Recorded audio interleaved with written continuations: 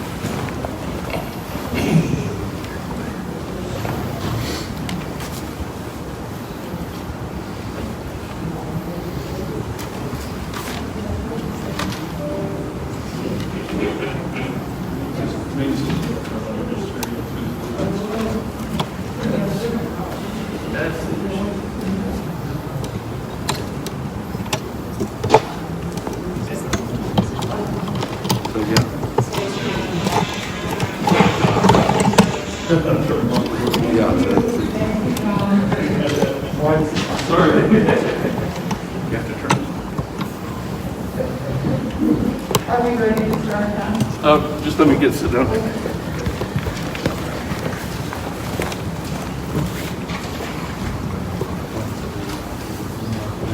always have. It's been about since 2006. The AFD has an amazing sound system of Portugal. They produce award-winning videos, educational stuff is really good. John's a good guy. Test, give me a thumbs up if you hear my voice. As an employee, I'm serious. I don't doubt that for a second. I just that's all he knows. That's oh, okay. So he's not. He's a real firefighter. He's not a firefighter.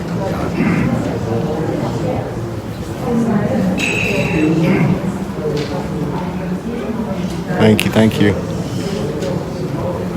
Don't forget to share. Facebook squeals on you if you don't share. This is the first time I've seen this before. Right in mature audience. So, new language.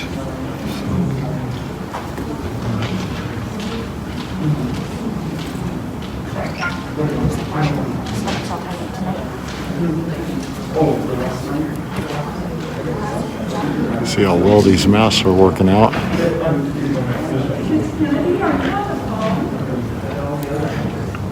Yes, I am. Yes.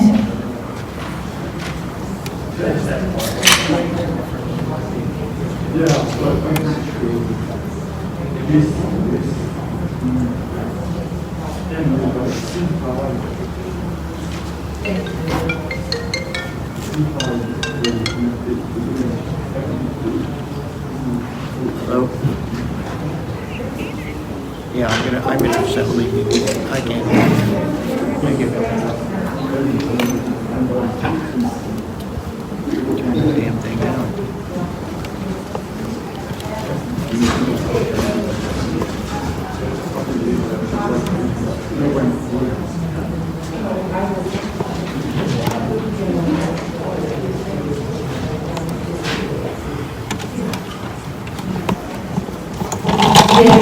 Could you please confirm that we're streaming live on Granicus? Not as of 10 seconds. We were fools.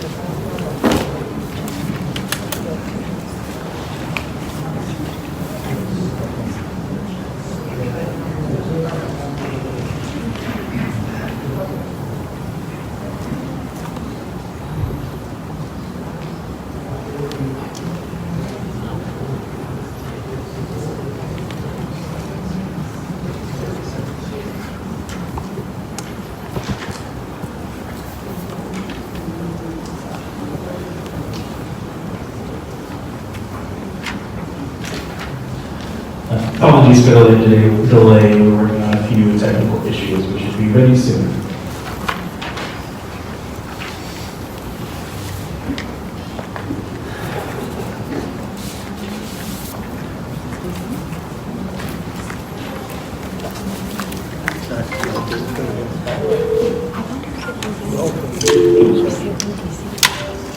I know, send it to,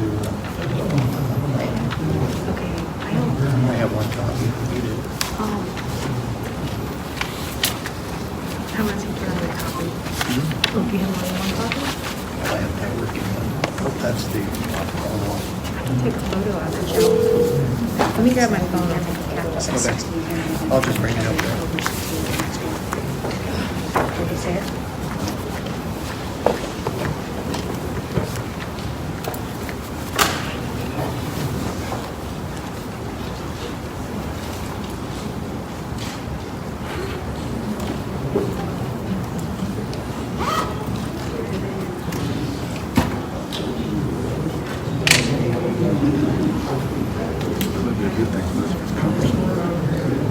Maybe a good thing if it's coming to the detention. There might be a This is the delay. visual impact of it, yeah. Man, it'll take time. It's a good thing. I don't know.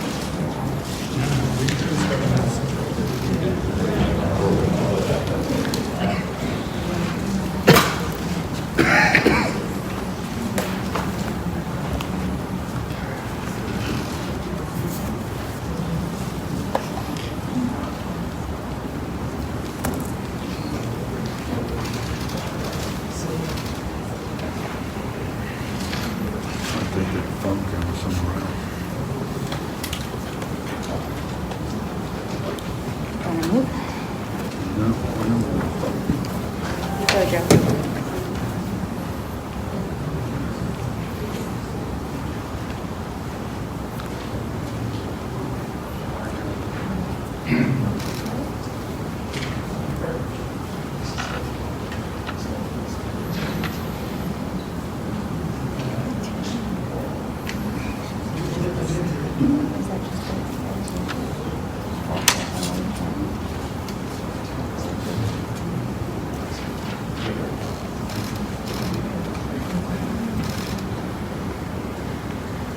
Stephanie wants to talk about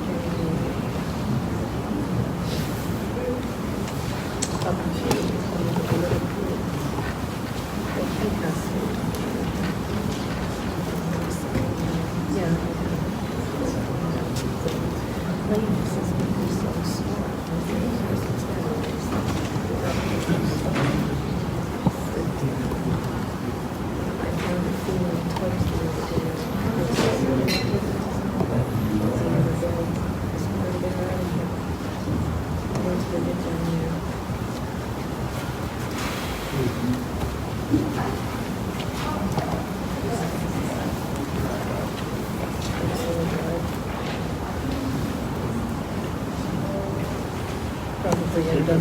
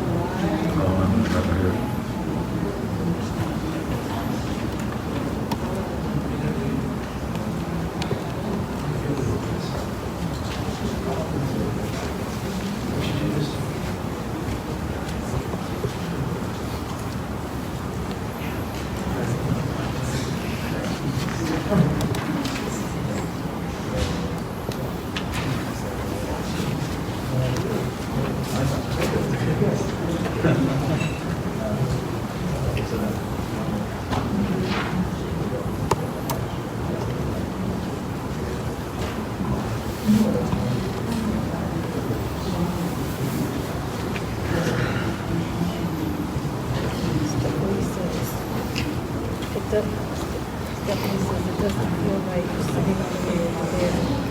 I have runs out of time that I don't pick up in speaker. And I said these seats are so much more comfy.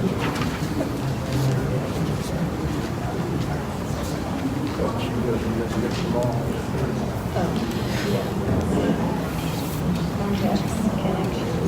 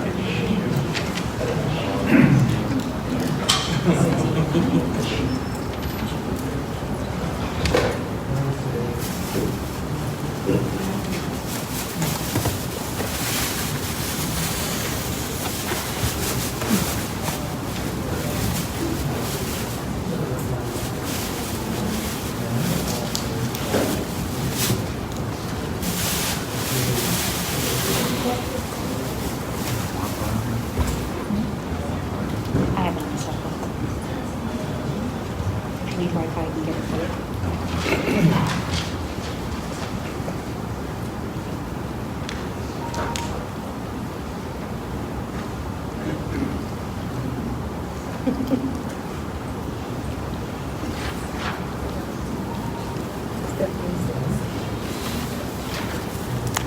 Technical difficulties. We're in hurry up and wait mode. Enjoy. It's kind of sticky, but I think somewhat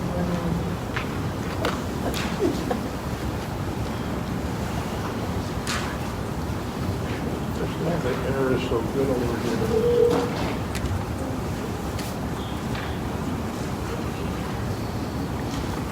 I would say so.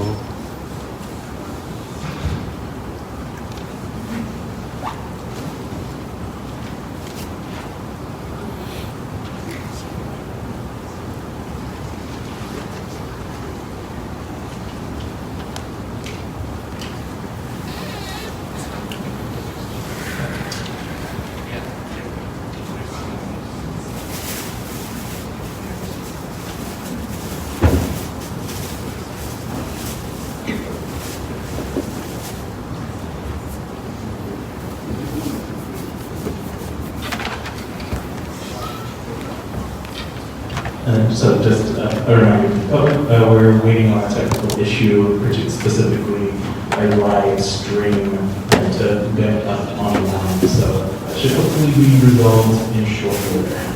Apologies.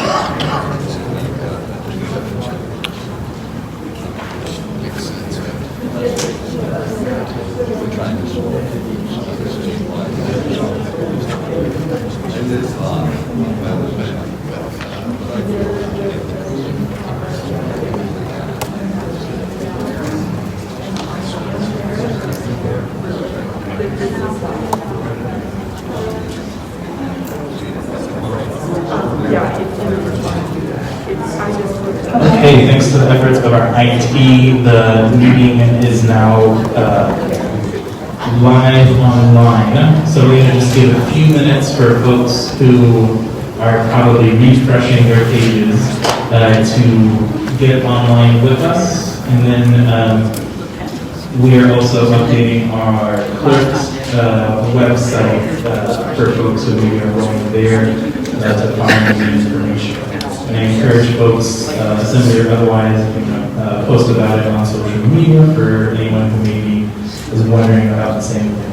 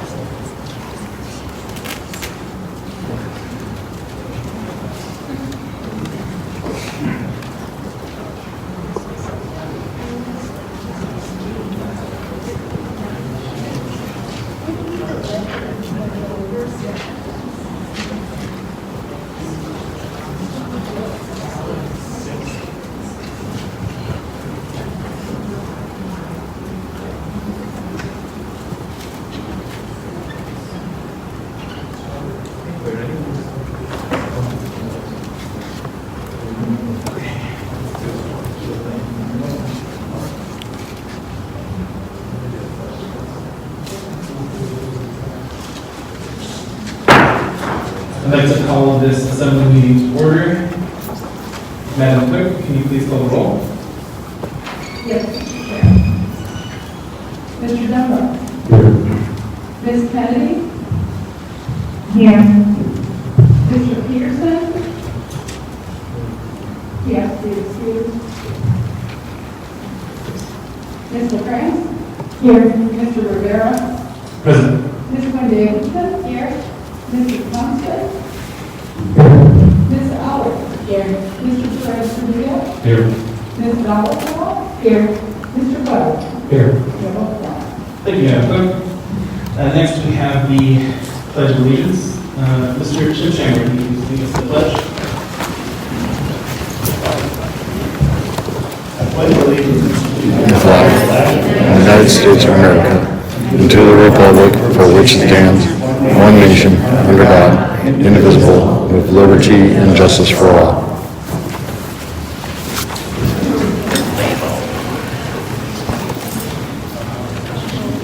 Thank you. Next, we have the land acknowledgement. Mr. Wilson? Thank you. So, land acknowledgement is a formal statement recognizing the indigenous people of the place. It is a public gesture of appreciation for the past and present indigenous stewardship of the lands that we now occupy. It is an actionable statement that marks our collective movement towards decolonization and equity. State Assembly would like to acknowledge that we gather today on the traditional lands of the Dena'ina Athabasca.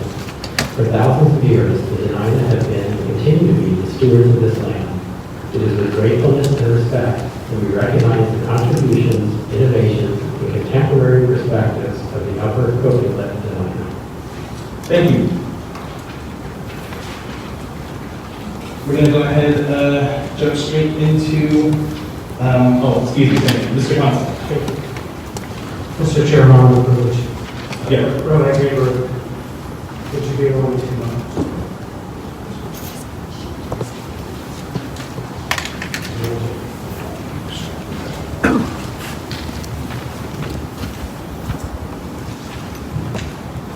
Thank you, sir, for coming tonight. And I stand here humbled before everybody in this room, this body, the administration, the public, to offer an apology to you for words that I said last night that came from my mouth, communicated but did not intend.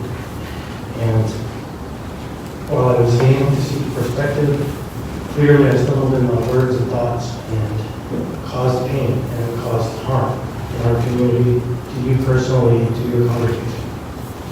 And for that, I am truly sorry. Again, I apologize to you and to your congregation. All my life, I have spent working and advancing the cause of reducing bigotry and improving life for the rest of us.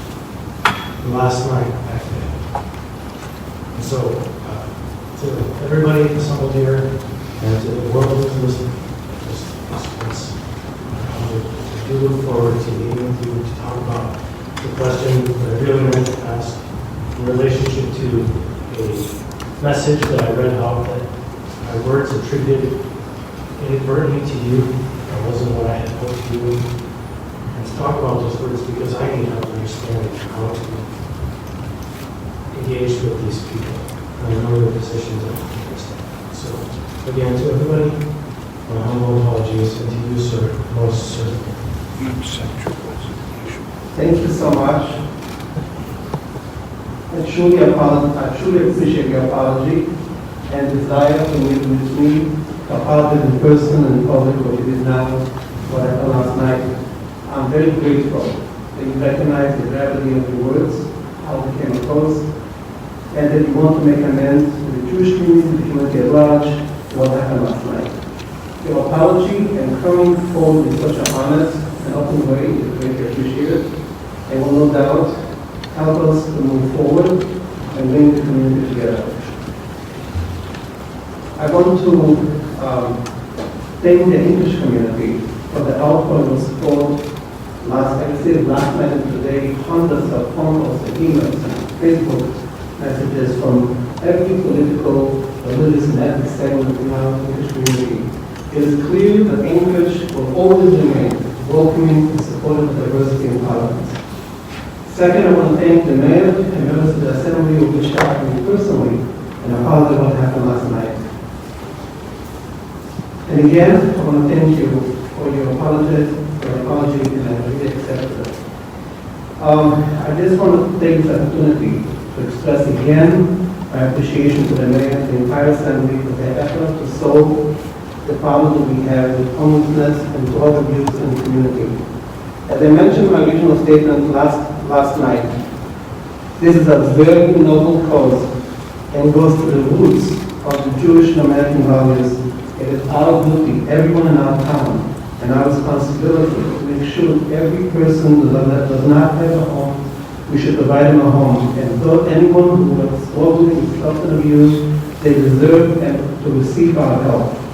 Our campus, our neighborhoods, our community councils will be happy to work together with the assembly to find a plan that is helpful and safe for all. Thank you so much. Thank you guys. Appreciate it.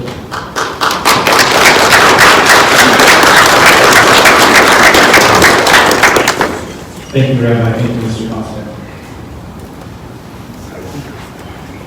We now have before us item 14C, resolution number AR 2020-985, resolution of the municipality of Anchorage approving a water main extension on Sea Cliff Street, identified as part of the Sand Lake Area Water Study, and providing for assessment of benefited properties. Thank you. Mr. Chair, Yes, Mr. Constant. this is another item.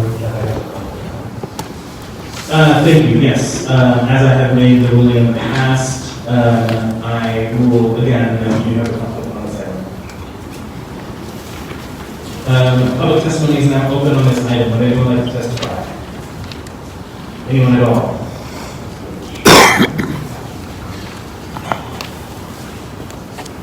Seeing you. Welcome. My name is, sorry, it's hard to find the right distance here.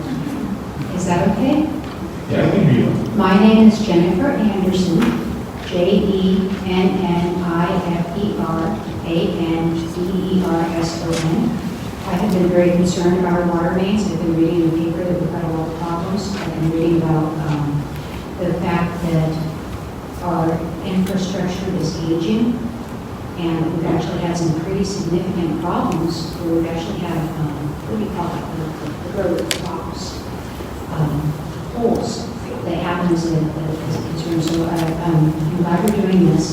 How, I can't ask questions, I'm sorry. I read this and I wasn't quite sure if or how it would affect the work to improve or change our existing infrastructure. And I just wanted to let you know that your citizens are thinking about those things as kind of hidden as one of the things like I feel like I didn't do the work here, it doesn't work. But I was reading about this and I'd be concerned about what's going on with our existing infrastructure, and I just wanted to make sure that we were still on top of that as well. So thank you very much for your time. I sure appreciate it. Thank you for your testimony. Would anyone else like to testify? Anyone at all? Seeing here none, public testimony is closed. Madam Vice Chair? Move to accept the AIM 92-2020 to incorporate the revised Exhibit A, which contains the revised assessment. Second. Moved and seconded. Did you want to speak to that motion? No. Okay, I didn't think so. Is there any opposition? And this just seeks to replace one of the information items under this. Okay, seeing none then, that item has been replaced. What is the vote of the body on the main motion? Second. Moved and seconded. Any discussion on this item? Mr. Perez-Villa.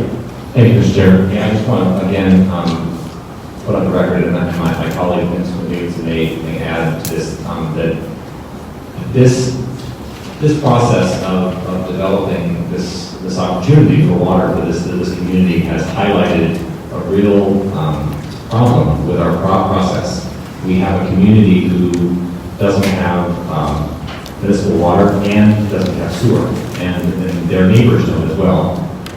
And that's creating problems for them, and they're having to themselves try to solve those problems. So when the opportunity came for them to get water, and we were planning on digging up their entire street, we can't figure out a way to get them sewer as well. And so there's a variety of things that I'm concerned about here. I'm going to continue to allow this to go through because it's important that they get water. But I just want to put on the record that there's a variety of problems. The problem of having the community, quote unquote, vote for this it's not transparent because the fact that they voted against it doesn't indicate that they don't want it or don't need it. It means that they were presented a proposition that was not viable for them because of the cost. Second, we have a process where we are offering them to opt in to the water, but we can't figure out a way for them to opt in to the sewer. So, and the last point I want to make is that it feels really unfair as it relates to how we are treating our citizens who live in that neighborhood, our people who live there, and how we are treating the organizations, the developers. It feels very unfair because we're willing to go a long way to accommodate developers so that they can get the water and the sewer and the things that they need to develop their new developments. But we're not willing to do that for the residents that are there. So again, I've spoken about this before, the people who live in that community. We've spent a lot of time with them. We've talked about this at the community council. It's a foregone conclusion that this is going to go through, but I do think that we need to put a pin in this and make sure that in the future we think about how to do this in a different way. So when the opportunity comes for us to dig up an entire street to put in water, that we are able to put in sewer as well. Thank you, Mr. Chair. Thank you. Ms. Davidson? Thank you, Mr. Chair. Mr. Perez-Rodilla expressed my concerns as well pretty articulately, so I don't think I need to say a whole lot more except for that I'm really frustrated. And, it's interesting for the city. We're in a consistent position of picking up the slack for the state. And that's happening again here. We used to have more state grant monies available to do this kind of work that benefits the community, and now we don't. We used to have the state paying for road updates, and now we don't. Now we're looking at ways to pay for, health and human services because the state won't fund it. So it's just a really frustrating position to be in. That said, the meeting keeps saving the day, and we'll continue to try to do that. And I'm looking forward to talking with Mr. Falsey and Mr. Crescentino and Cameron and others about how to build a structure that better represents the needs of our community. Thank you. Thank you. Ms. LaPrince? Thank you, Mr. Chair. I wanted to express appreciation to Mark Crescentino and Mark Schimsheimer for their work in this. And clean water is definitely a public health and safety issue, and I understand I've heard the frustrations from the residents in that area with the high cost of septic and sewer. And, want to just point out that many residents in my district, Mr. Reynolds' district, deal with septic issues, and it is costly, but it is something that typically is not funded by our community, and it does fall on the individual. So thanks for your work in coming up with a solution, and thank you, Mr. Chair. Thank you. Ms. Allen? Thank you, Chair. I actually have a concern about this because I'm hearing from my two fellow assembly persons that they're not exactly pleased about this action that's before us, this resolution. So I want to meet with them, and I just don't see how I can support something when the two persons in that district are so hesitant. that makes me uncomfortable. And I understand the state budget, and I think if we can work on reducing our muni budget, then we should be able to open the door to make sure your district gets taken care of these things. Thank you. Mr. Wilson. Well, I think this warrants for complete support. The people in the neighborhood voted for it. So when you vote against this, it's saying you can't have the water that you all say you want. So, I mean, I think there's a tangential issue that water is coming in very easier and cheaper method than sewer does. But you want to vote against this, but this is what they want. They also want the sewer cheaper, but we don't have a mechanism for doing that because it's cost payer, which is darn expensive. So I recommend you unanimously approve this because the neighbors approved it. Through the normal mechanism that doesn't want to be really surprised about the water. Thank you. Mr. Perez-Renia. Yeah, I want to be very clear. I think that my position on this is that I'm going to vote to approve it because I believe that it's necessary and it's an opportunity to get this particular street water, and they need it. My comments were more directed at the process and the fact that I think that we need to really think about how we're doing these things in the future. So just want to be clear that I'm going to move this forward. Thank you. Seeing no other discussion, members may proceed to vote.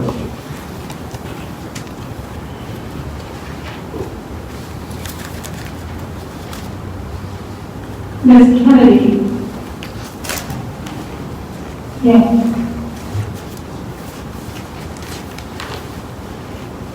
That item passes 9-0. Thank you. Yes.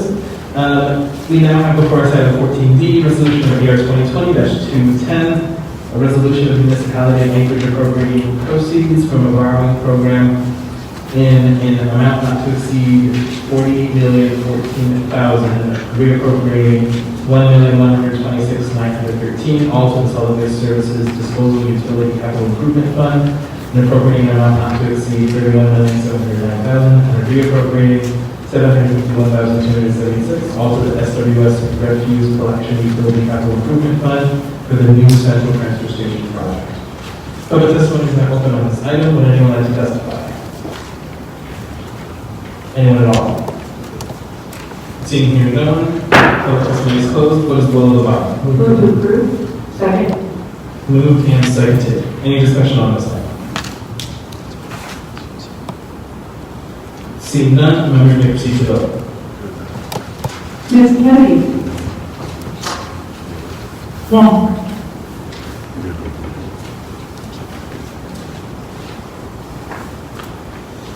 That item passes 10-0. We now have before us item 14E, ordinance number EO 2020-59, an ordinance authorizing the disposal by perpetual, non-exclusive telecommunication and electrical easement with two national electric. 14F, ordinance number EO 2020-62, an ordinance authorizing the disposal by perpetual, non-exclusive telecommunication and electrical easement to two national electric association Inc. of a portion within the municipal real property, legally declaring B1 Lake Shore West Unit Number 2. Public testimony is now open on this item. Would anyone like to testify? Anyone at all? Seeing here no one, public testimony is closed. What is the will of the body? Second. Moved and seconded. Any discussion on this item? Seeing none, members may proceed to vote.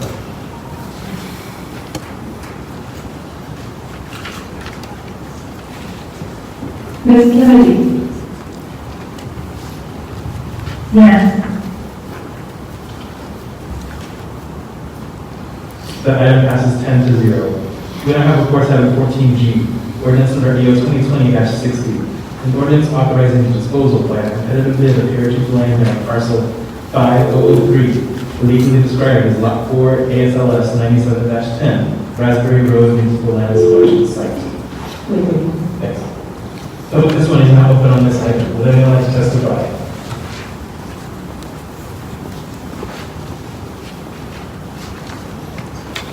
Welcome. Do you need me to recording this? If you go ahead and just state your name, you're not disclosed. Thank you. My name is Jennifer Anderson. I am concerned about us. Is that better? Okay.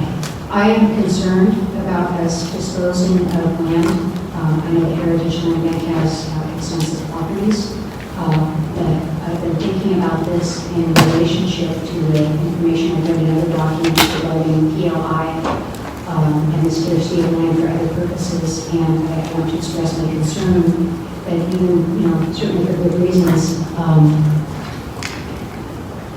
if on the one hand we have official documents that say that we don't have enough land to serve our purposes, and then over on this hand we say that we should, I'm sorry, I'm really nervous, that we should dispose of land. I'm having trouble reconciling that, and so I have concerns about that, and I just ask your wisdom on that, because it seems really odd when over here we're saying we don't have enough land, and then here we are getting rid of it. Thank you very much for your time. Thank you. I think I have a question for you, Mr. Weddleton. Well, that's not so much a question, maybe you have to really get a little smarter to explain it. Not that it's irrelevant, this is actually zoned residential and not PLI, and we have actually a lot of them. This is not all the right place and the right kind of designation, but this is a residential area that, it's kind of perfect, that's what would happen here. So HLP kind of can't hold land, and we don't need it anymore, it'll sell funding too.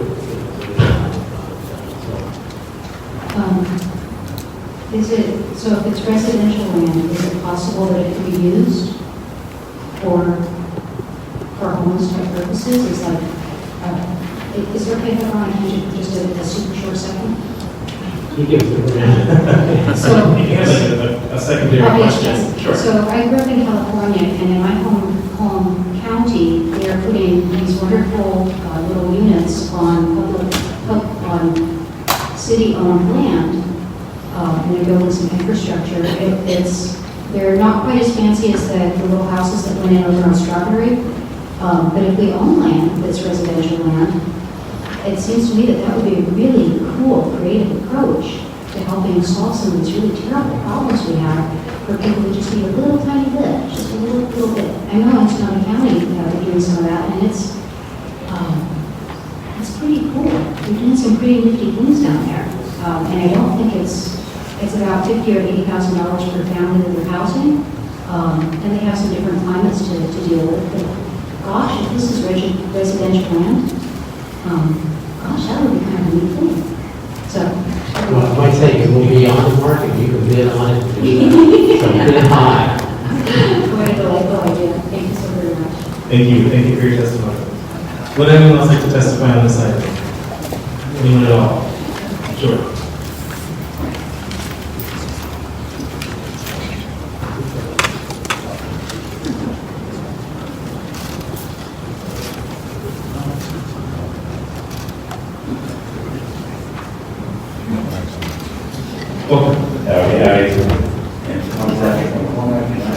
In reference to what she had to say, that's my whole purpose here.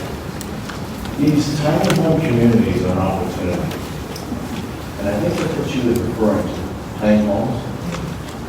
And so if this land is available, I think she's on to something. And homelessness, is that really a problem or is that an opportunity? It's an opportunity. Those tiny home communities are a possible solution. Those massive structures that you think about buying for 2.5, it's like a warehouse for people. It doesn't sit well with me. They're not homes.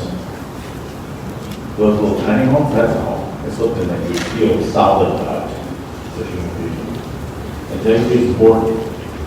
And I suspect a lot of homeless are lacking that part. Thank you for your time. Thank you for your testimony. Would anyone else like to testify on this item? Anyone at all? Seeing here no one, public testimony is closed. Go to the voting box. Moved in second. Any discussion on this item? Seeing none, members may proceed to vote.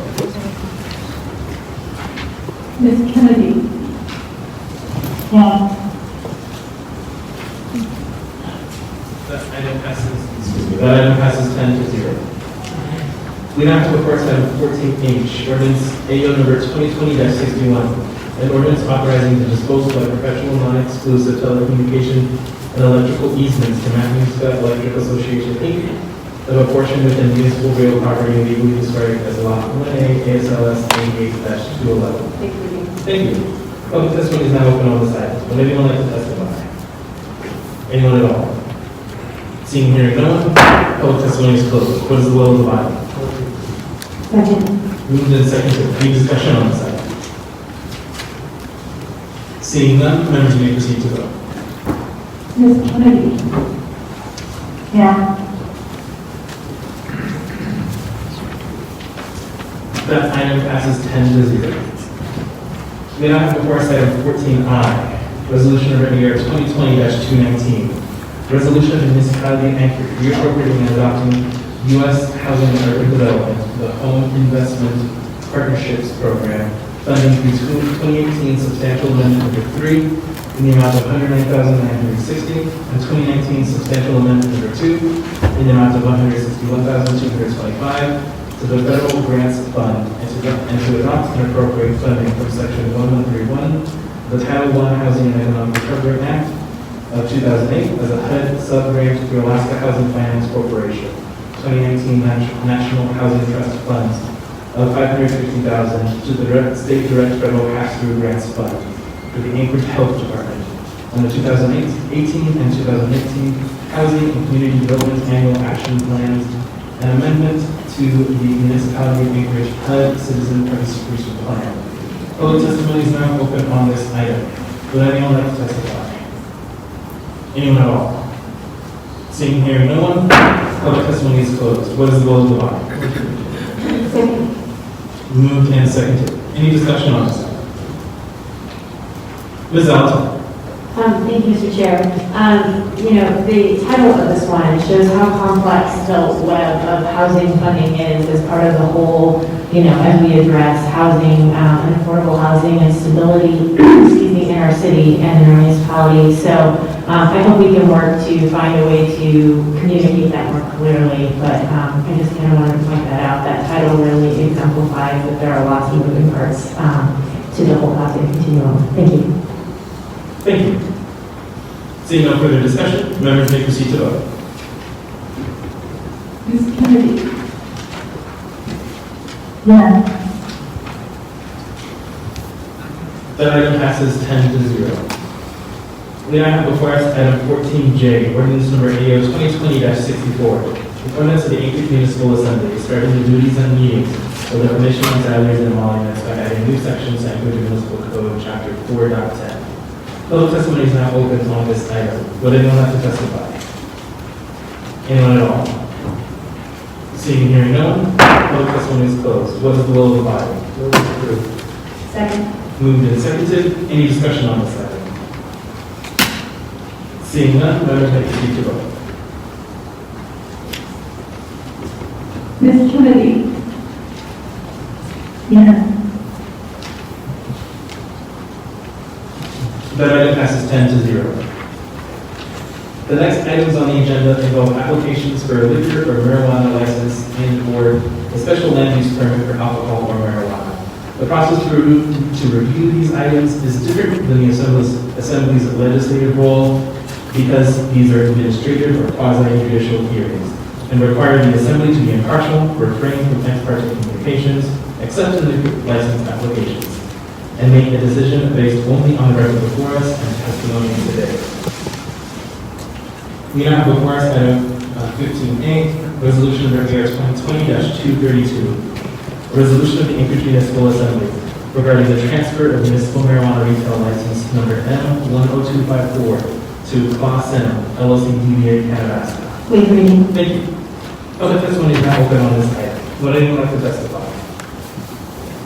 Anyone at all? Seeing and hearing no one, public testimony is closed. What is the will of the body? Second. Moved and seconded. Any discussion on this item? Mr. Wellesley. The Community and Economic Development Committee looked at this this past Thursday. Quite a bit of detail talked to the applicant and we recommend approval. Thank you. Seeing no further discussion, members may proceed to vote. Ms. Kennedy.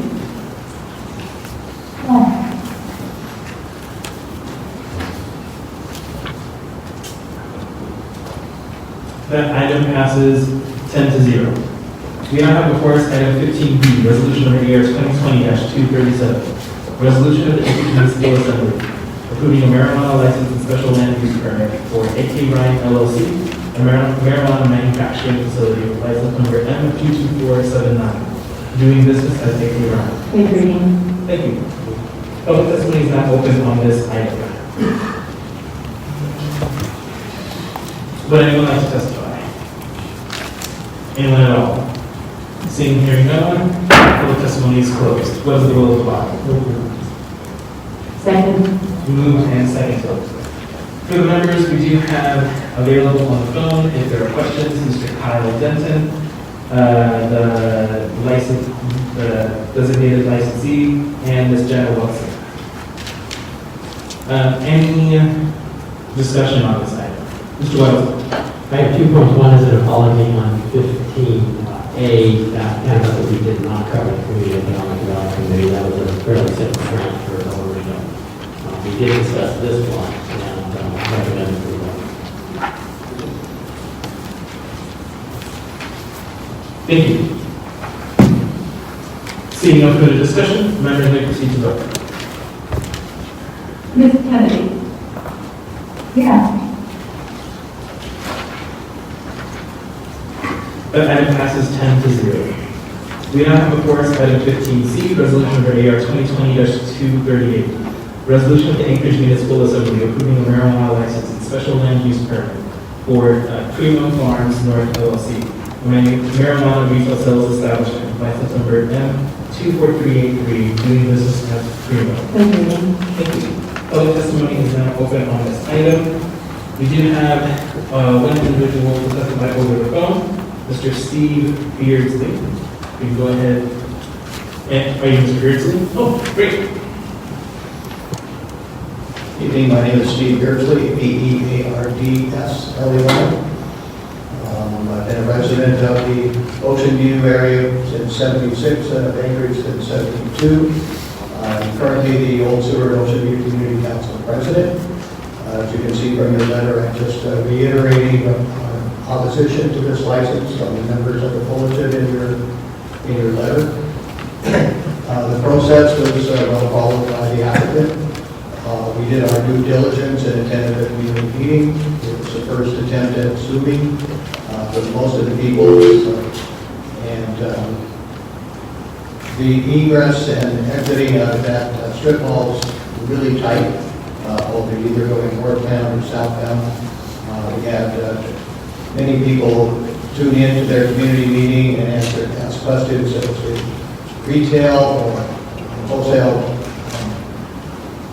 grow facility, and we didn't get much of an answer from the applicant in our testimony. I think the vote was 14-1, with the president abstaining from the vote to oppose this license and special use. Thank you. I have a question for you. Ms. LaPrance? Thank you, Mr. Chair. Thank you, Steve, for being here. And just so I'm clear on the points from your letter, there are 5 areas that you outlined. You mentioned egress is one of them, specifically onto the Old Seward Highway. And the others, you mentioned that the process was followed by the applicant, but there were a low number of participants at the community meeting, right? So there's one. Other leaseholders in the mall were not contacted, and the council has concerns about security of patrons, that the area is in a location that might be an easy mark for vandals. And then there was a lack of clarity concerning the applicant's intent, whether or not they may want to expand into the retail space or perhaps a wholesale or growth facility. Yeah, the strip mall that it sits in is located at the very end towards the railroad tracks. There's only 2 evening lights in through there. It sits right next to a VFW post, I don't know the number, as well as there's a number of vacant and was a little fearful for both the employees, the applicant, his business, as well as the surrounding neighborhoods. And that came up by people that live nearby within the 500 foot. There is a child care which has within 500 feet as the crow flies, not as the people walk. It's about 650 feet away from the establishment. And if I may, Sure, thank you. So my question, Steve, is is there anything that would enable the community council to support this applicant? We can, as far as responses to those concerns, can you think of what might be ways to address each one if you have anything in mind? Yeah, our community council is small. It goes from the firing range to Flat Road, to the extension of Flat Road from the old new sewer down to near Heath Park, which is near C Street. So it's a relatively small demographics. We don't have very much retail or industrial land that was already not taken already, and proliferation of alcohol establishments on the north side of Putnam Road, but not to the south, because it was needed back in 1948 to have build those kind of establishments in that homestead area. We just feel it's not the character of our neighborhood. I think there's ample opportunity down farther on Old Seward Highway. There's a couple of retail shops that are currently in business, but it didn't fit with our community council. Thank you. You're welcome. Thank you. Mr. Littleton? I don't know if there's anything, as far as notifying the people involved in the issue, when there's a sign on the door, and I just want to verify, is there any property within 500 feet or so gets noticed? To my knowledge, they did notify people that were farther down on the airstrip, but well out of the 500, so they did notify people that were adjacent, I believe, to the railroad strip, as well as John's Landing, John's Airstrip. So I live right across the street, and I did not get notice, but I have plenty of people that were notified within over the 500 feet. Okay, but I thought you had a concern that the people within the strip mall were not notified. We asked the applicant if he had contacted them, and our knowledge, he may have at the time that before he had his community meeting, which I believe is in February. We did our own investigation. Did you contact a number of people? They said no, they did not hear.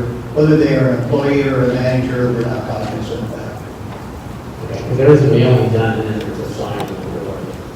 Yeah, well, it says to be to the west of Old Seward Highway. It's about 6 units in.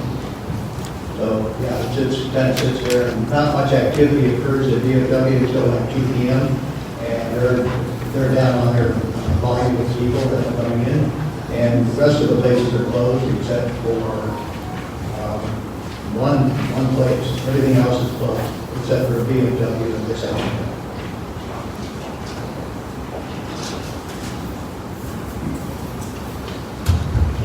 Thank you for your testimony.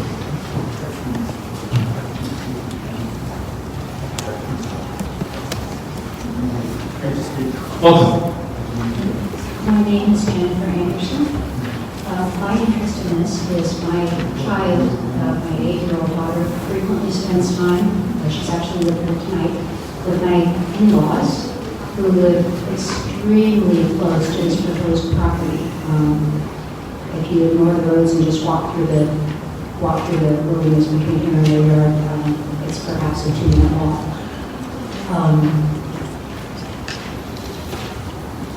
They do not recall receiving any sort of flyer or notification regarding this property or this change to the neighborhood.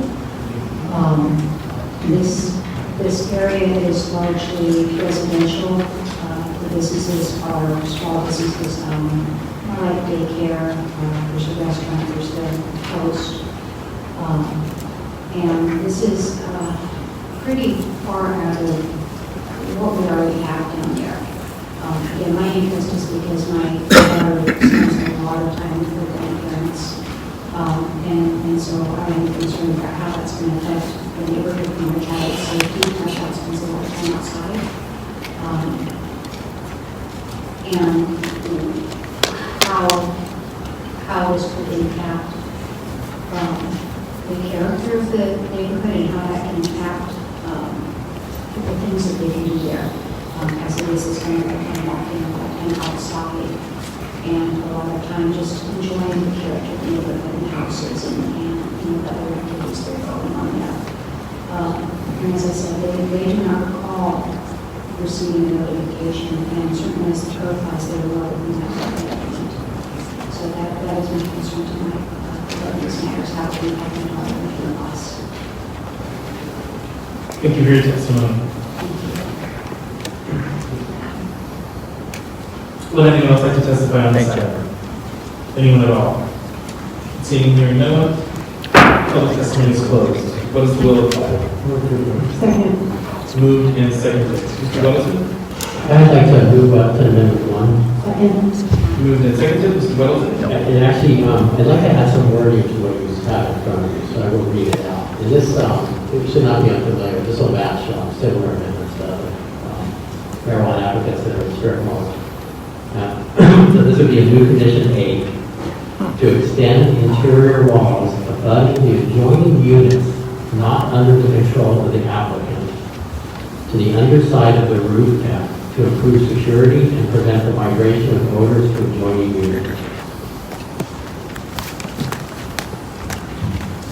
I'll read it again.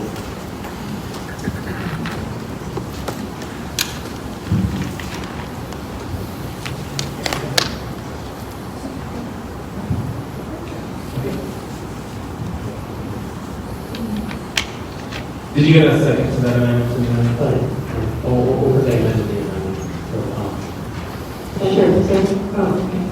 Thank you. Okay, can you state it one more time for the clerk, please? Okay, so new condition 8, extend interior walls abutting the adjoining units that are not under the control of the applicant to the underside of the roof deck to improve security and prevent the migration of odors to adjoining units. Thank you. Did you want to speak to that amendment, to the amendment? Yeah, we've done this, I think, on every marijuana operation that's in a strip mall, because often the walls don't go all the way up to the landing, they just go up to the suspended ceiling, so it's actually easy for people to kind of get into the unit by crawling over the top. And so it's a security issue. It's a little bit odor, but odor in marijuana retail is not typically an issue. So really, most focus is mostly on security. And I'm not aware if, I would actually, if the applicant is available, ask them. It could be that the wall already goes up that way. Sure. So did you want to go ahead and dial the applicant? You can ask. Would you please? Sure. Let's go ahead and dial Mr. Ferguson.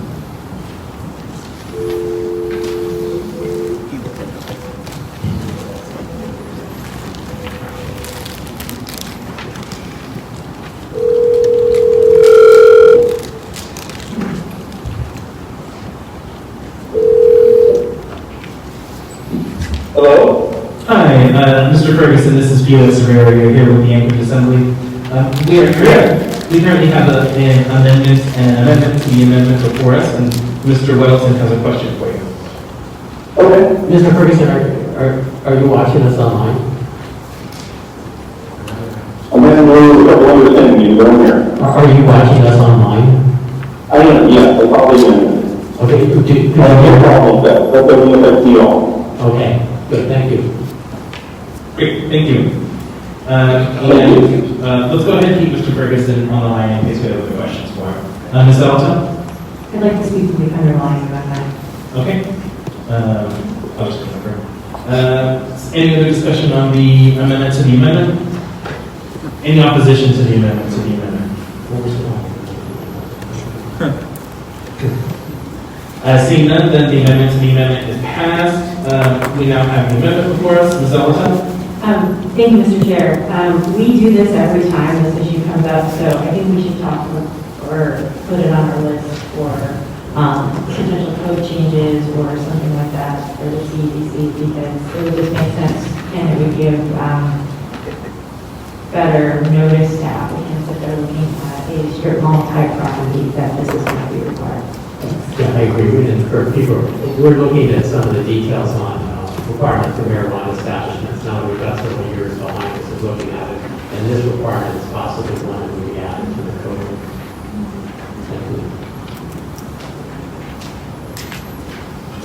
Thank you. Seeing no further discussion, members may proceed to vote on the amendment. Okay.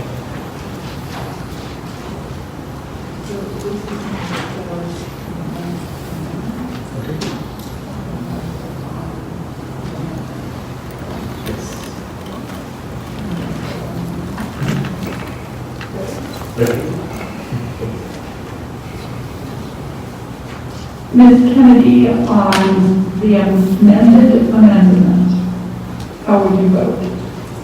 Yes. The amendment passes 10-0. We now have the main motion before us. Any discussion?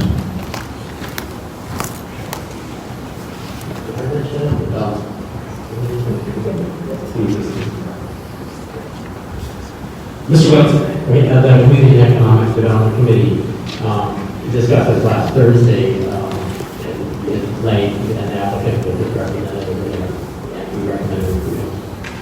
Thank you. As this is a quasi-judicial item, I'm going to give Mr. Ferguson an opportunity to respond to any of the public testimony. Mr. Ferguson, are you still with us? If you are muted and we cannot hear you.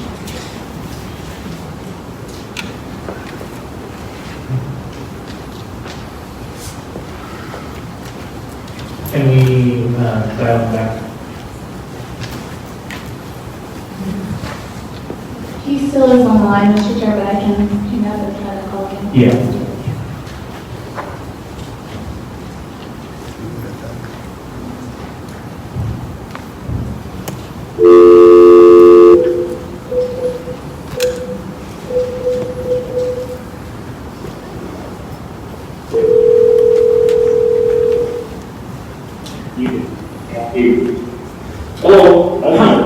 Hi, Mr. Ferguson.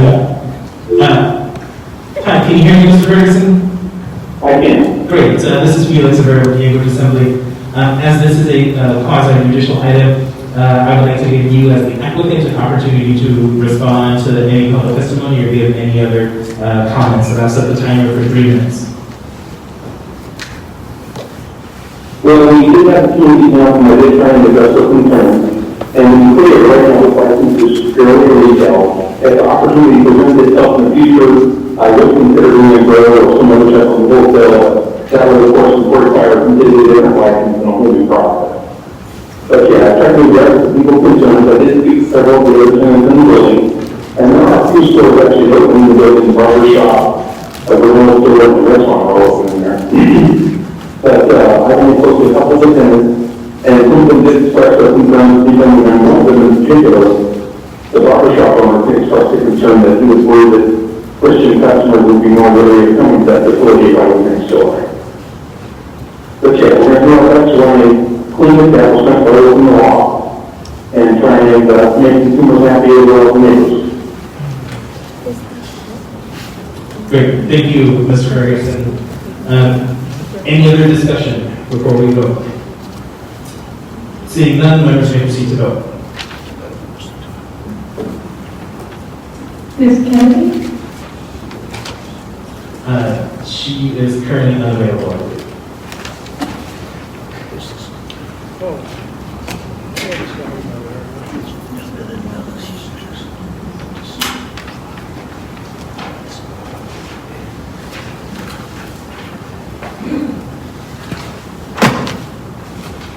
That item passes 7-1. That brings us back to items 14A and 14B. So I'm going to go ahead and walk through some of the ground rules, and then we will get started.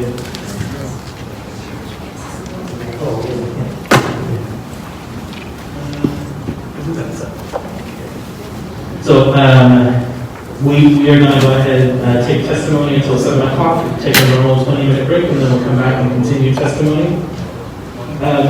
So, for testimony on public hearing items, please direct your comments to the Assembly or the Chair and not to anyone personally. Personal attacks are not appropriate. For public hearing items, your testimony must focus on the topic, not other items or subjects. I will, as Chair, work to maintain the order at this meeting and ask for your assistance.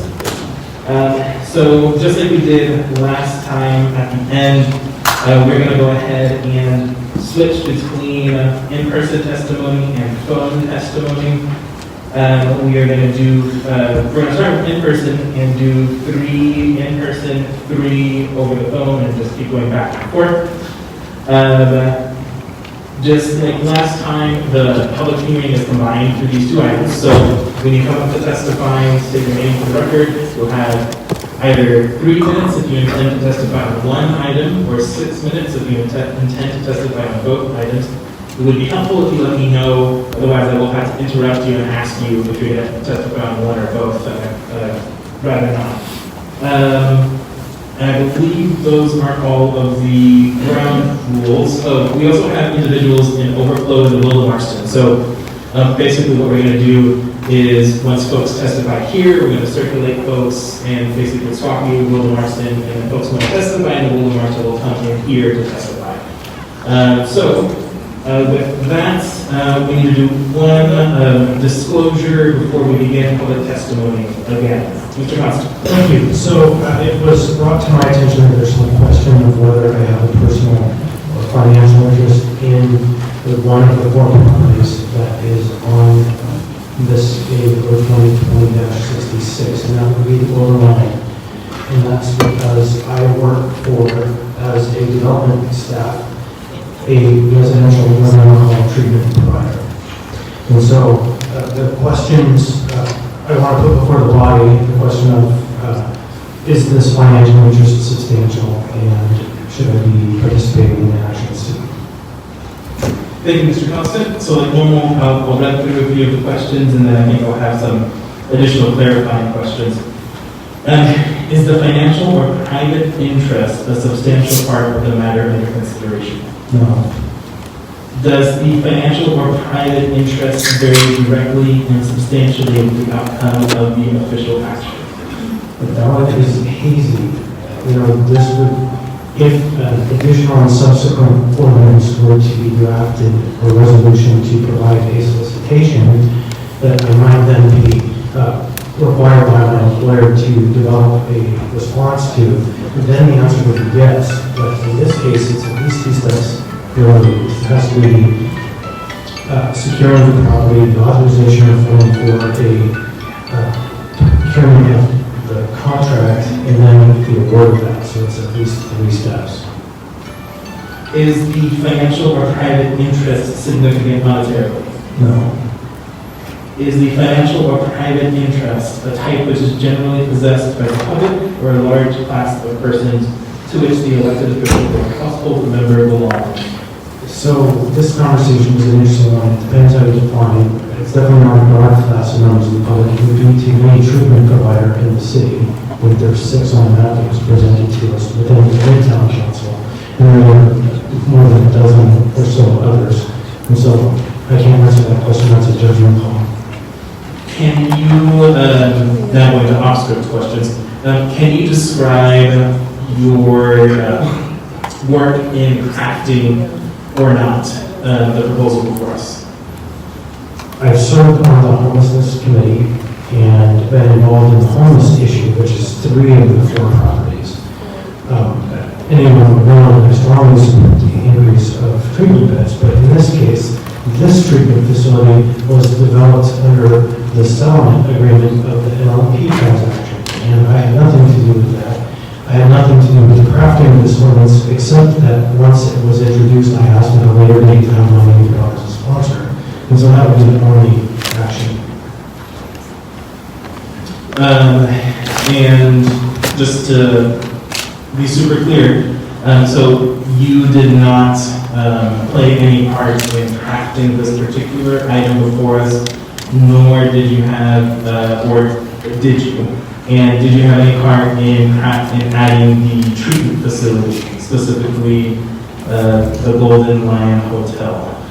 To the first part of the question, we worked really hard for us to come to the point where we're looking to expand our homeless services.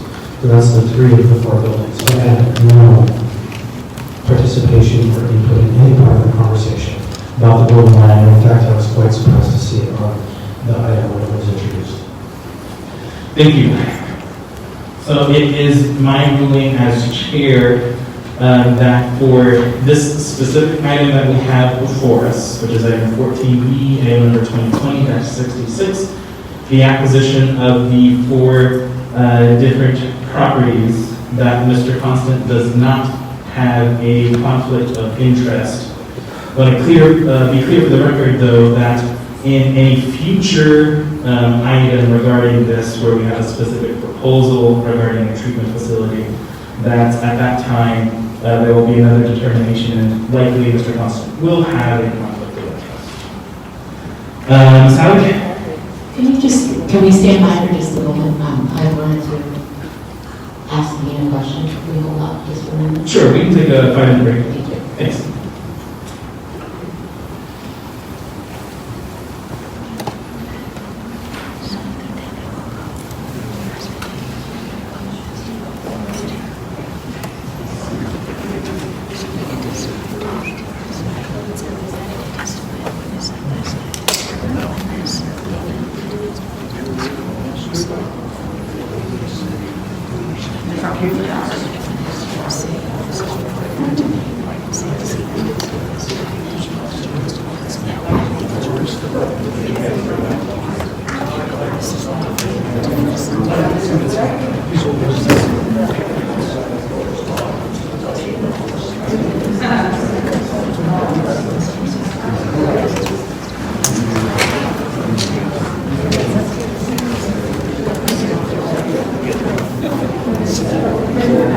Holy moly.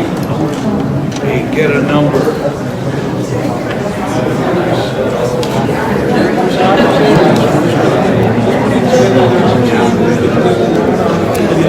We're winding up right now. Took a 5-minute break to do something, and about ready to give testimonies for the homeless situation and the 4 properties in mention. Don't forget to share. Facebook schools on you if you don't share. Hey, you guys 6 distance.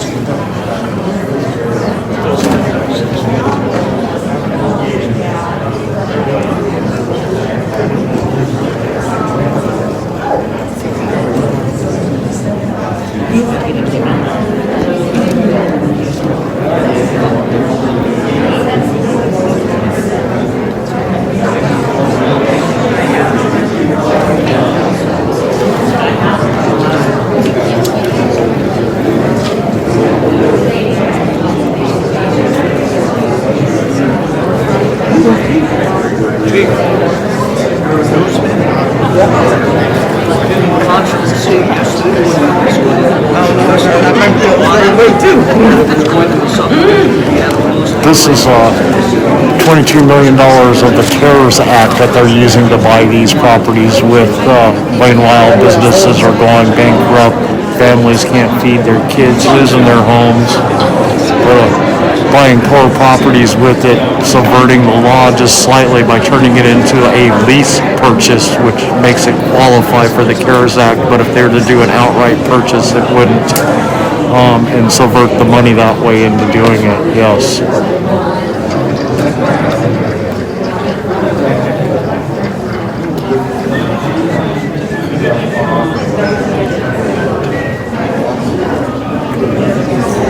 Okay, we can go ahead and so everyone's going to take their seats. We're going to get started again.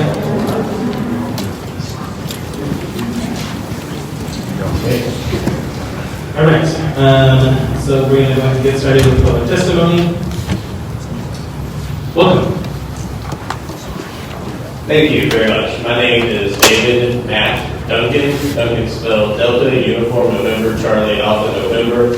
I'm here today to speak for in support of this, I would like you to vote yes, Mr. Chairman and members of the Assembly. And sorry, are you speaking on one or both items? Let's do just one. I think I can knock through this in 3 minutes, no problem.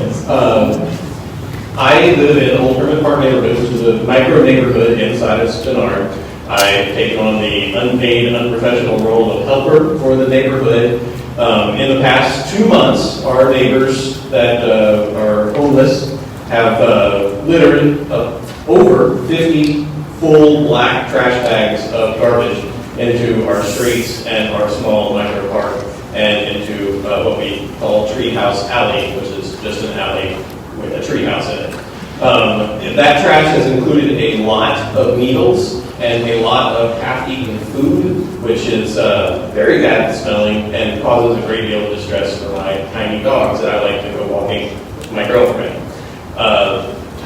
There is a crisis. I have had to ask multiple people to take their camps out of Old Hermit Park because they refuse to use the trash can. These neighbors of ours have physical disabilities, they have mental disabilities, they have signs of severe trauma, and they have debilitating addictions to alcohol and drugs that they apparently require needles to take.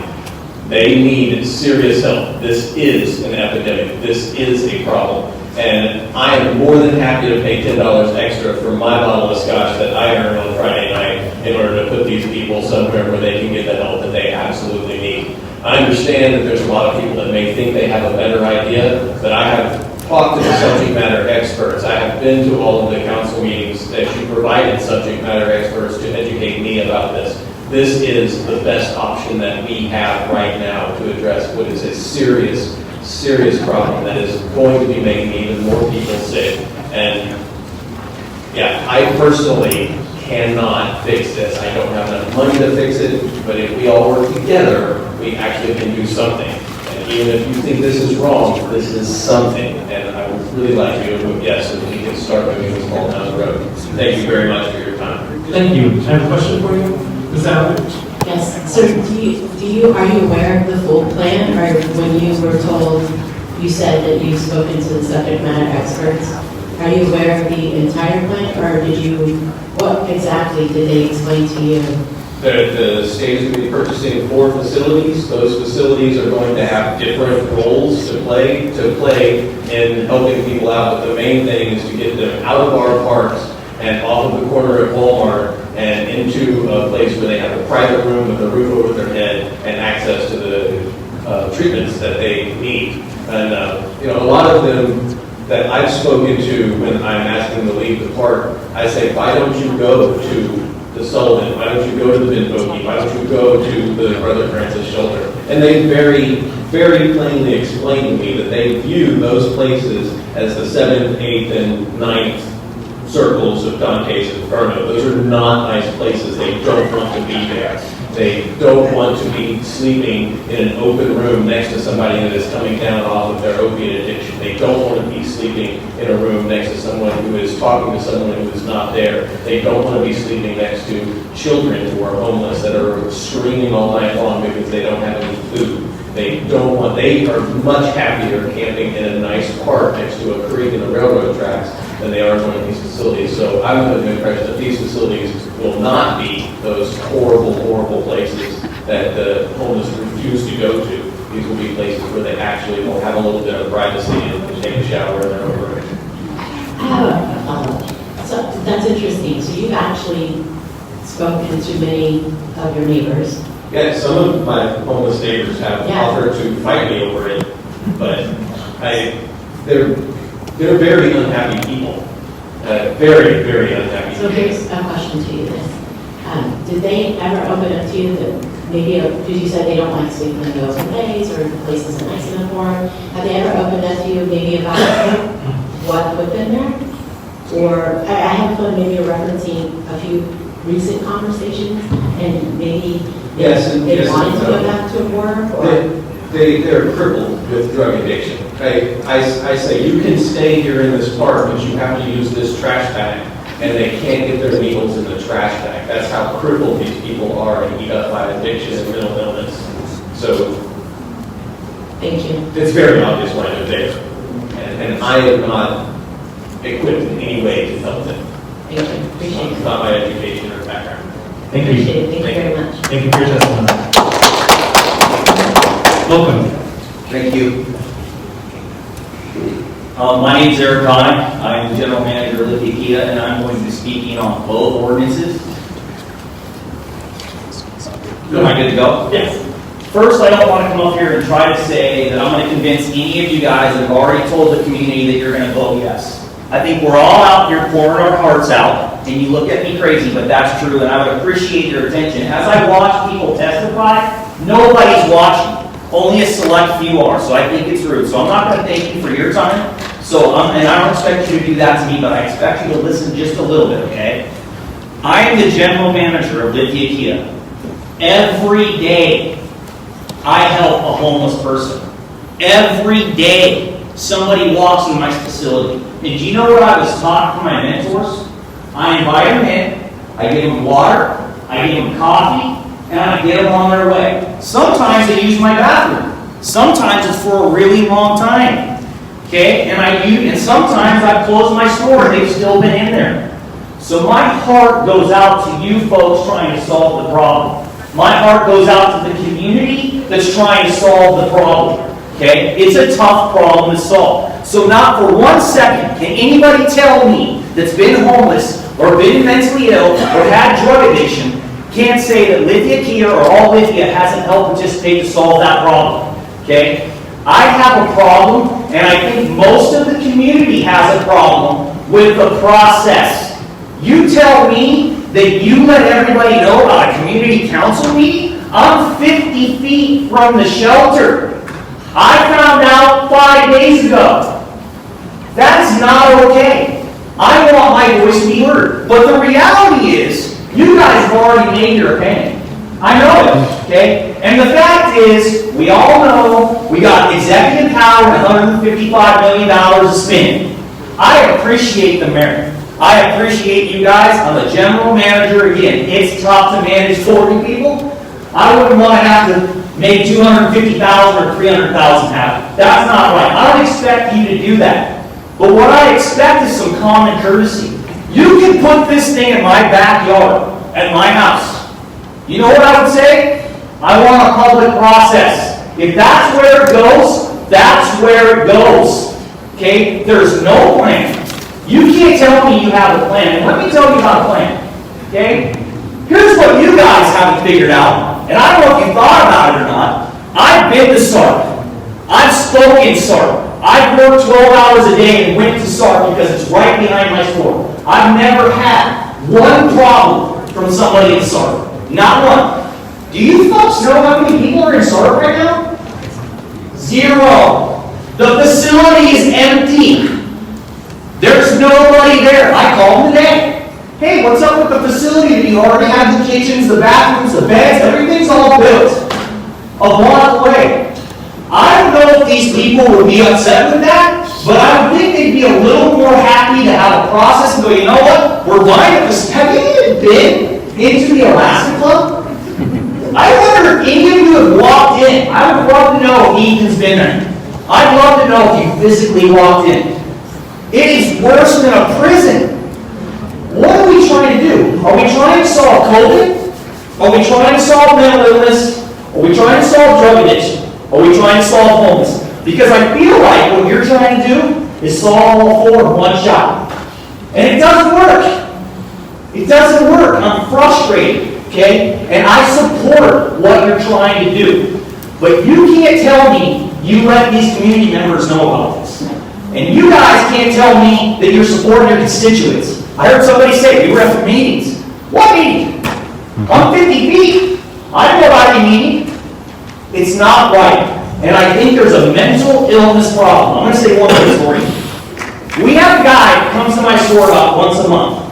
Mentally ill. Picking up cigarette butts, use the bathroom. Getting his coffee on the way. He's got one thing. You know what it is? His dad's phone number. You know what I did? I called his old man. Hey man, your son's here. Could you imagine that? You know what he told me? There's nowhere for him to go. So my heart goes out to you. I get what you're trying to do, but there's a mental illness problem. There's a lot of difference between a mental illness person and somebody that's fallen on hard times. And I've served my country, okay, so I don't think it's right that your process is like this, okay? I think what we have to do is let your community be heard and try to find a different solution. If you want to spend federal money on it, go ahead.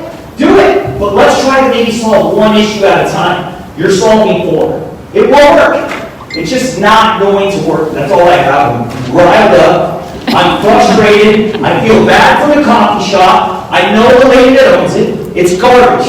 It's not going to work. And none of you can tell me that I haven't helped treatment and I haven't helped the homeless, and Lydia doesn't do that. We have 5,000 employees nationwide. We give to the homeless. We're based out of Oregon. So I'll help. I'll buy food. I don't care. I'll buy food for the shelter, but you need to tell me the plan. All I know is I got a letter in the mail a week ago, and this was done. And we all know it's done. It's done. This is all about the coffee show. I mean, we all know it's done. This is crazy. We voted, did the public vote on a water line? I couldn't comprehend that the public voted. I don't know if they did or not. Did they vote on a water line and not give an opportunity to vote on this? I mean, think about it. What do we vote on? What do we vote for? This is a big deal. I think people need help. It's frustrating to me that we're trying to solve all four issues in one quick shot. That's it.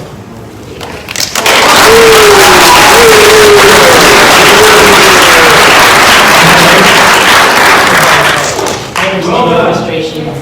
You might want to breathe just for a second. I'm a firecracker in here, I'll tell you that right now. Buy some AC with the money.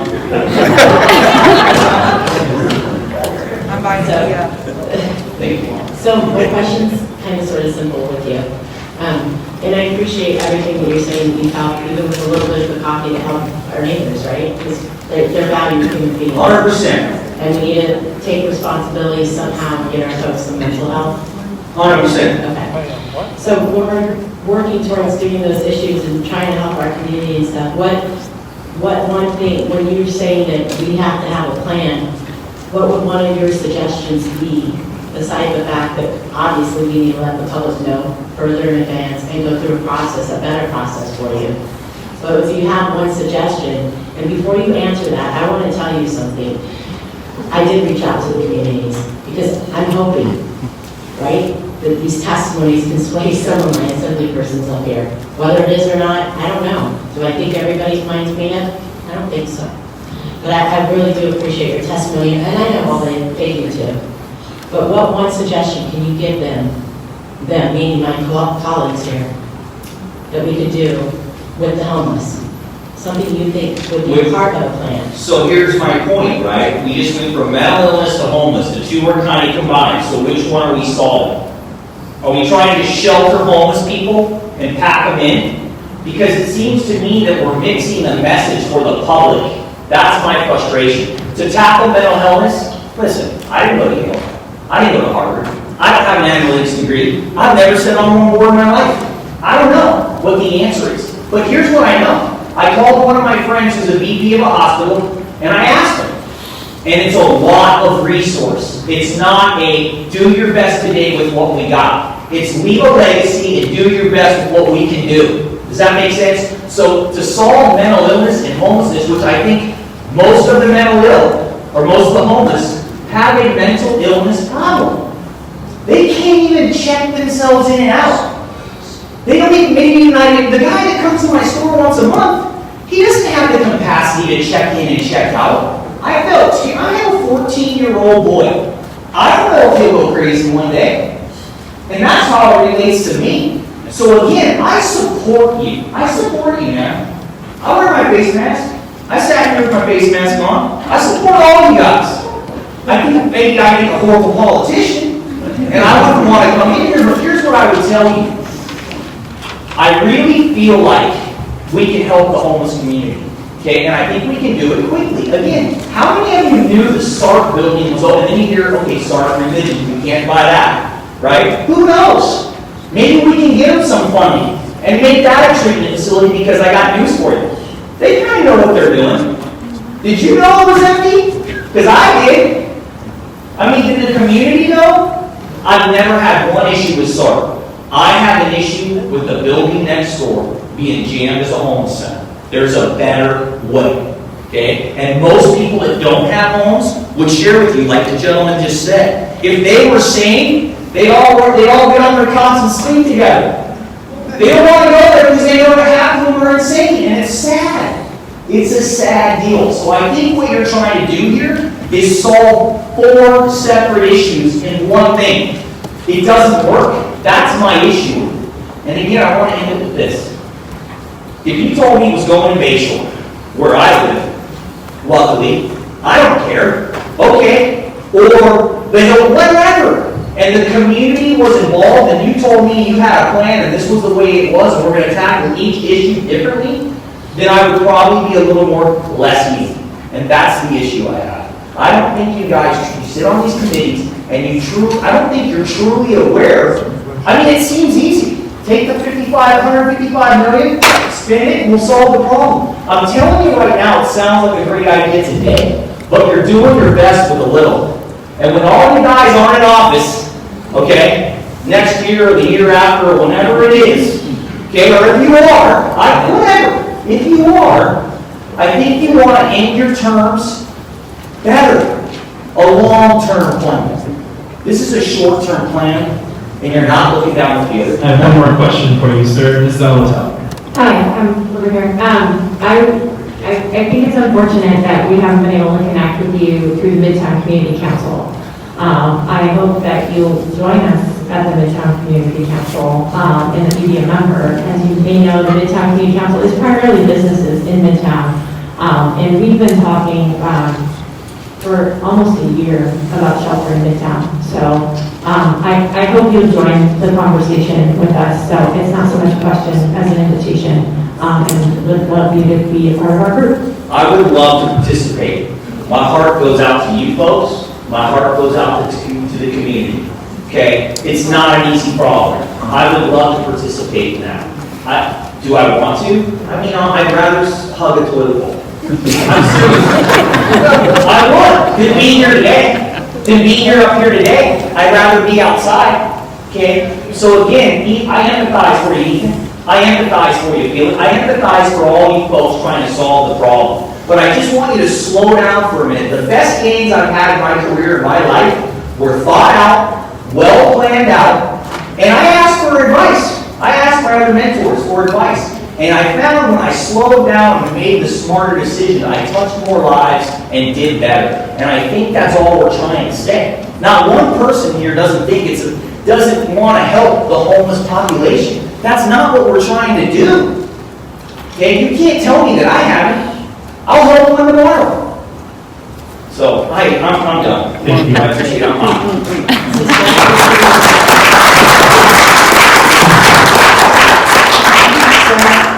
Sir, just one more second. You said you worked at Lithia? Yes. So what if we kind of did an outreach with you, since it sounds like you do help over at Lithia with the coffee and... I would be more than happy to do that. We donated over, my mom passed away from cancer, we donated over 100, just in my facility alone, we've given back to the community over $100,000 of cancer, veterans. You'll never see me upside down on a plane or fighting a tiger on TV. None of that. I'm not that guy. What I do, listen to me, what I do is grassroots sponsorships. So if the community or a sports team or something needs something, I help them. I help the community. And I'm going to help these guys. Thank you. Thank you.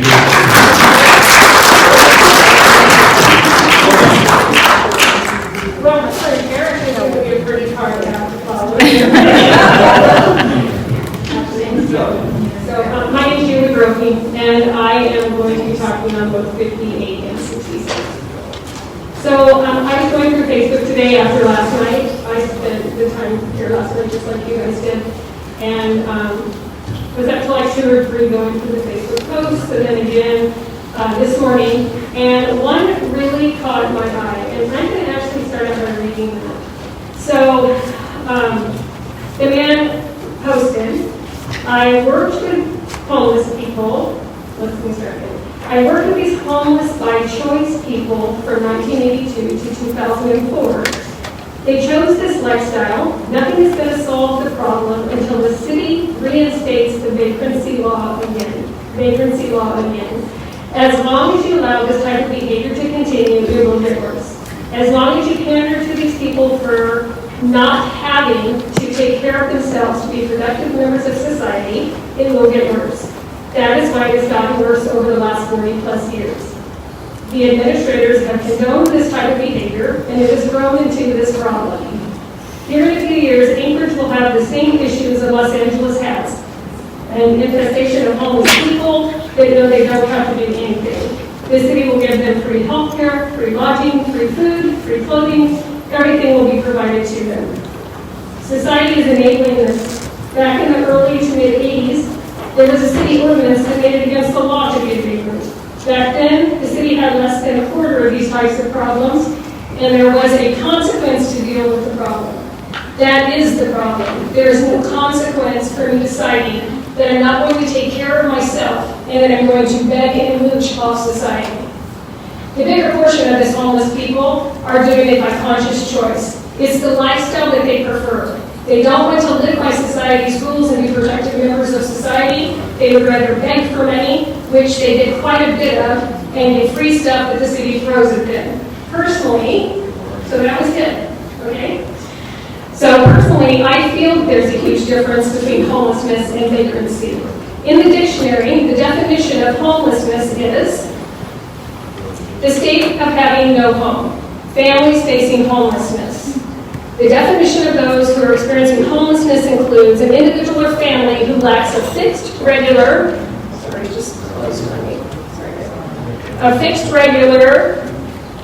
and adequate nighttime residence, such as those living in emergency shelters, transitional housing, or places not meant for habitation.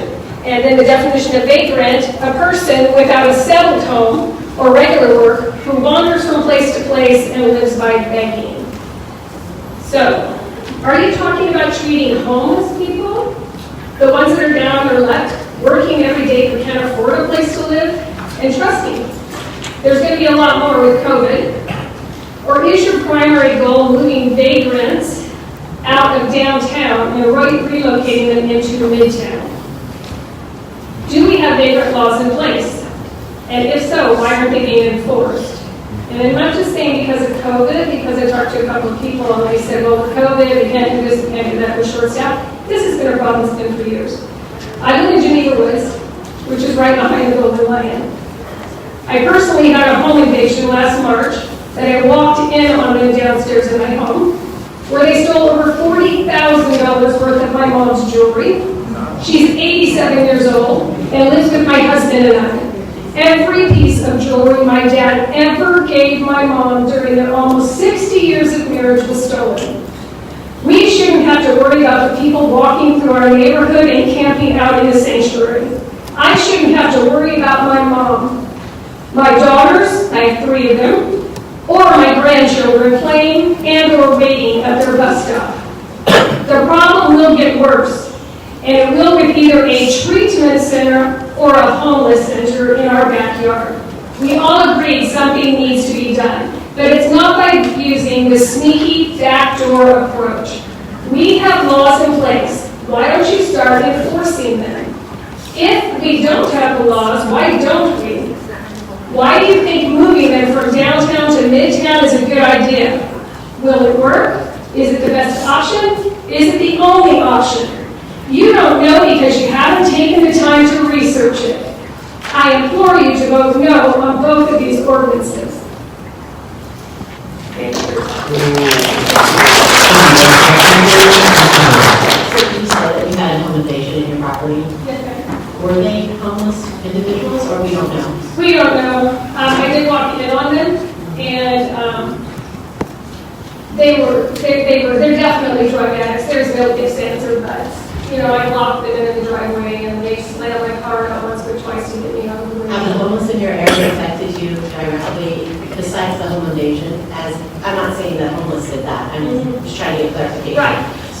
But have you been impacted in any way with right now with what's happening?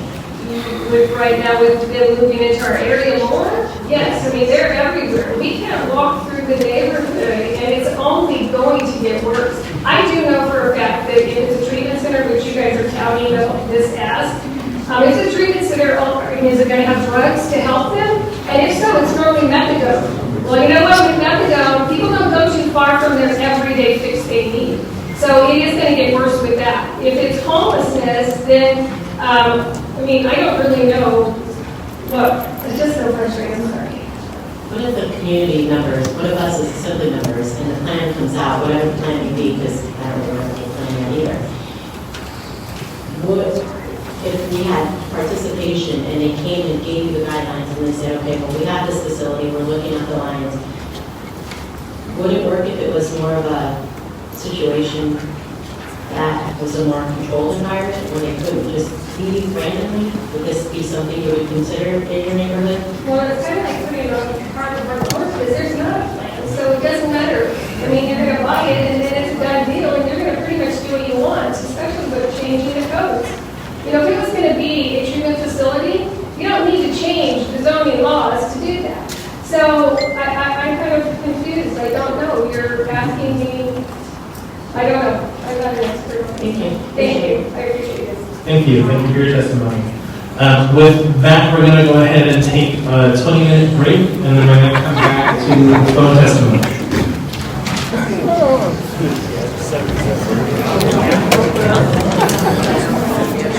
So not only did we start a half hour plus late, have to listen to all this stuff that's not really why everybody is here, now we got to go and sit and wait another 20 more minutes before they're going to allow this big long line that's been sitting here this entire time to give testimony so that they can go do who knows what. Don't forget to share Alaskans. Facebook squeals on you if you don't share.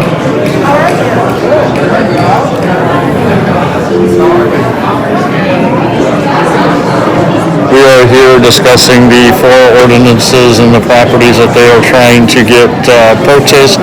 Just so that you're aware, this also involves the takeover of the Beans Cafe. The city, would completely take over the Beans Cafe and all operations to do with that.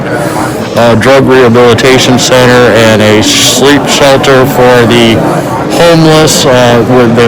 They seem to think that those that are living out on the streets are in need of their help when they have physically been, honestly, they made the choice to live where they wanted to live. If they were looking to seek help, then they should set up a facility to be able to set and give them the help that they're seeking, not try to force these people into a center that's going to cost $22 million to do, stealing money from the COVID CARE Act that technically should be going to all Alaskans in the city of Anchorage that are suffering right now, losing their businesses, unable to pay their rent, losing their homes, their vehicles, having a tough time just trying to make things get up and go. And we're looking at an entire year next year before they even, under the mayor's plan, even opening this city back up. So there's not much open site for all these other people I just named off there.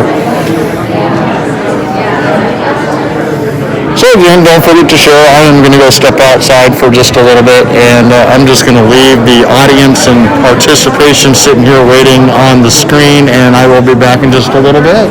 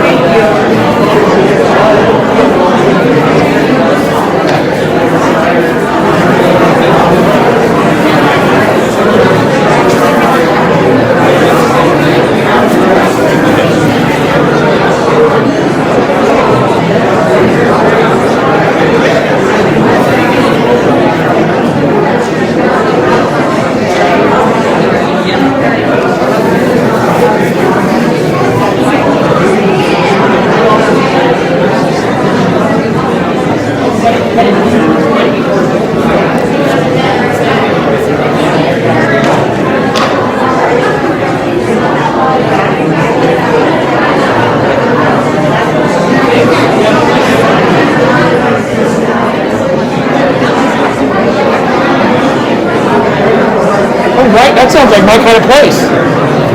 I'm moving there.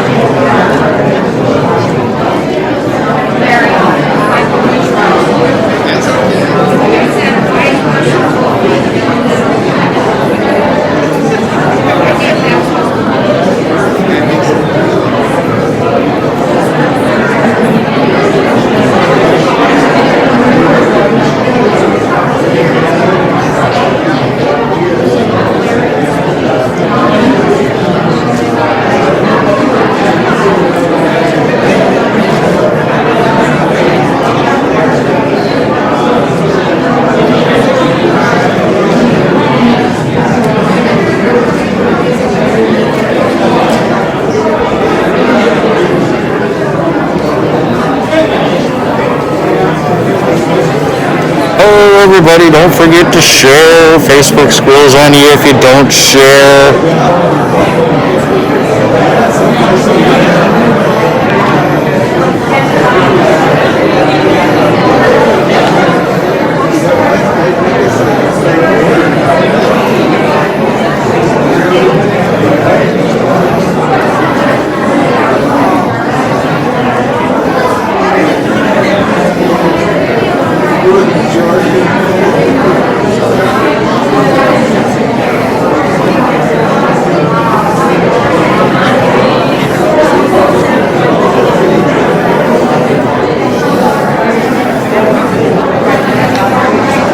Sure did get interesting with just the first three speakers. From my understanding, they're going to do three people that are in line here, and then they're going to take three people over the telephone, and then three people in line, three people over the telephone. This is about a $22.5 million COVID CARES Act stealing to buy buildings for a rehabilitation center in Midtown Anchorage and Sleep Center, and 4 different buildings, rezoning and planning of all these things, not to mention the $7 million a year price tag that it's going to cost to operate if it even gets done. So that $22.5 million does not include renovations to these facilities to be able to do them. This is going to be an additional cost on top of that. It is just outlay. And the way the mayor is using this to get around the ordinance itself, or for the CARES Act to be able to use that money, he is currently doing it as a lease purchase, so that it would be able to fall underneath the COVID CARES Act to be able to use that money instead of giving it back to the community, which is suffering because of the COVID CARES Act. Businesses that are closing their doors, families that are losing their homes and their jobs.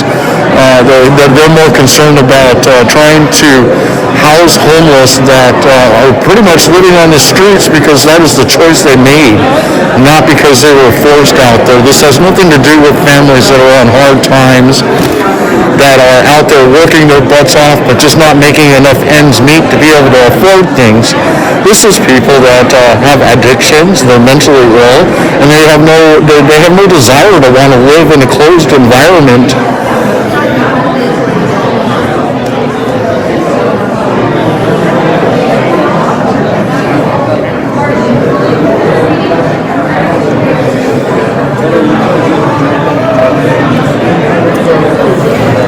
About 60 people, I would say, here approximately lined up to want to give testimony, but as I said here just a few seconds ago, this is a 50, 3 people inside the building, 3 people on telephone, and 3 in the building, 3 people on the telephone. They started over a half hour late. It's now 7:15.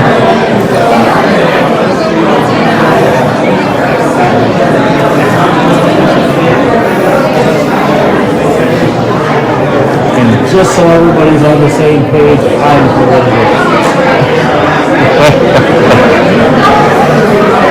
Just thought I would have fun being inside of this building. They force us all to wear masks. I've been more than tempted once to just take it off.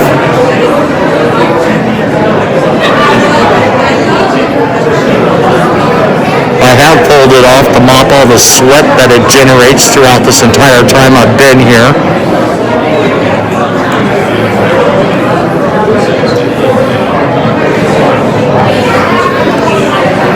At the very beginning of all of this, Chris Constant, who had made the Nazi references to the encampments of the communities back then, there's the pastor in front of me there. He gave what I would call a very half-hearted apology earlier today to him, and I don't think it was very warm or heartfelt as he actually meant it. It was just that he was forced to make the apology going by the stuff that I have found in his past social feeds.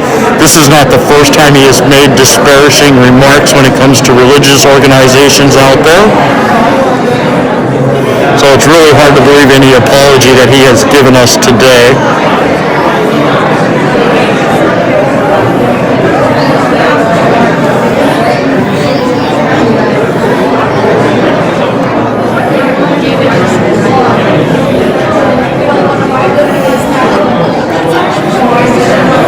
If you're noticing, I would sit there and pan to certain assembly members that were sitting out there, including the mayor. The mayor, more than once during this entire thing, he seems more concerned about what's coming across his cell phone than what people were testifying about in front of him. Forrest Dunbar is another one that just sat there, was more concerned looking at his cell phone consistently than he was actual testimonies being given in front of him. As one person testified, said they've already made their decision on what they want to do. This is just one big dog and pony show. This is the same thing it came when it came time for the alcohol tax, just another dog and pony show to make themselves look good, but the ultimate decision, they're going to make it in the end, and we're all going to have to live with it. Except for, unlike the alcohol tax, we're not going to get to vote on this. They're either just going to do it or not do it. And based upon what we've heard from the different assembly members that are here, they just plan on doing it. They don't really care what we have to say. I'll be really shocked if anything goes any other direction. Sorry I wasn't able to be here last night to be able to live stream this, doing the Meet the Candidates that I am doing. I already had pre-obligations for an interview last night. Tomorrow night I will be in Palmer at the Sunrise Grill for their candidate forum for the Senate, and we get introduced to those running in the Senate primaries this year, and we get to hear them debate a little bit and a little bit of questions. That should start at approximately 6 o'clock if I remember my time right, so don't hesitate to tune in for that. It won't be as boring as this started out to be, but it sure has gotten lively now that they're finally in the part of why everybody came here.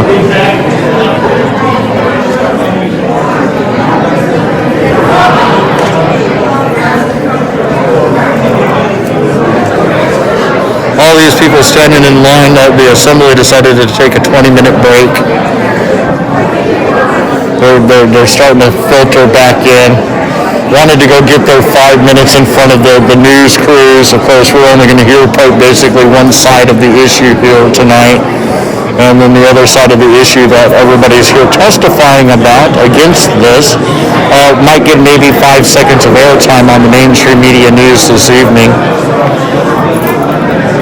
Going by what I found in publication during the day in regards to this, which I haven't done much posting for it, it was ignoring what the public had basically said last night, and I was just trying to show more of how the assembly and why this is such a good thing to have happen, even though testimony out there is saying otherwise. This is not being supported by the community as a whole, and it's more to do with the locations and the actual, they have no plan.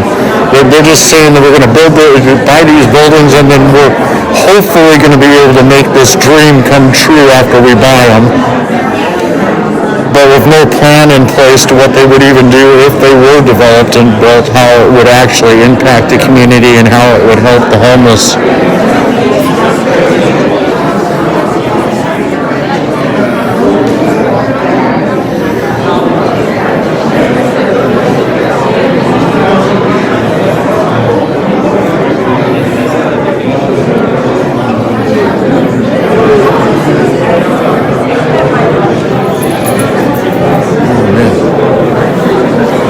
Just way too hot in here.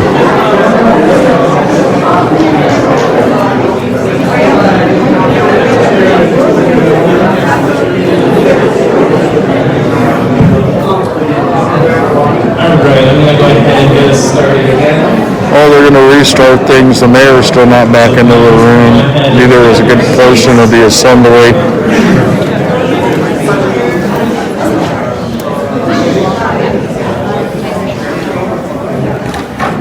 Alright, so we are now on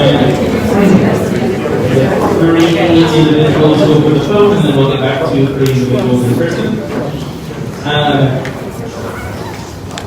Before we dial the first individual on our list, just want to let the public be aware of a process discussion that I had with my colleagues.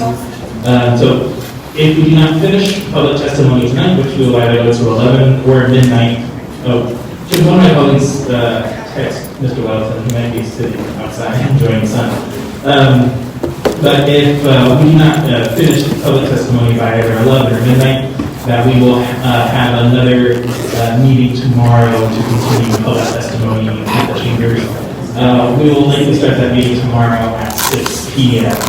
Rather than 5 p.m. doing everything as a business to do before public testimony. Will be the only item on tomorrow. With that, let's go ahead and start bringing on the phone, starting with Mr. Ethan O'Neill.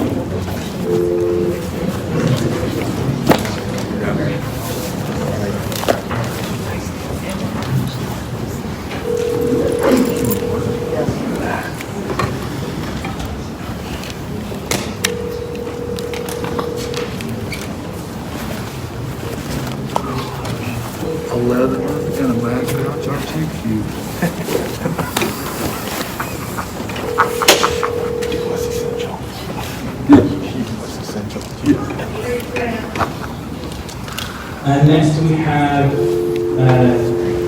Gabriel McHale.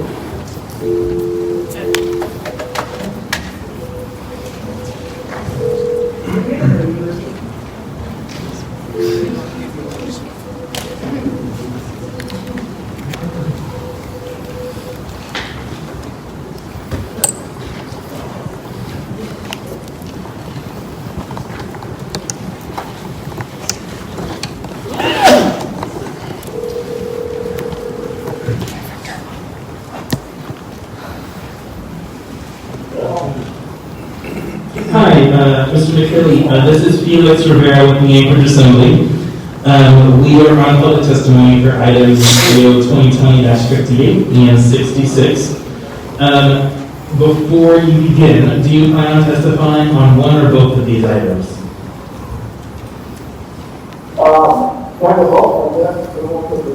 Sure. So I'm going to go ahead and set the timer for 6 minutes.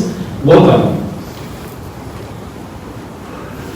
I will go up we are small 58 and 56. This new logically for resign is good law. Anybody can read and now in the future should not have to worry about that. And then 56, we operate next to the and I would feel very bad because that many people with issues in that small area. Right now, you can't even hear the people that need help in those mental services. So, how are you guys going to use it in the future? And then you need to look at the water and there's a lot of these places. And so, we're just going to get those. So, that's all I got to say about it. Thank you for your testimony. Next, we have Tyler Gillespie.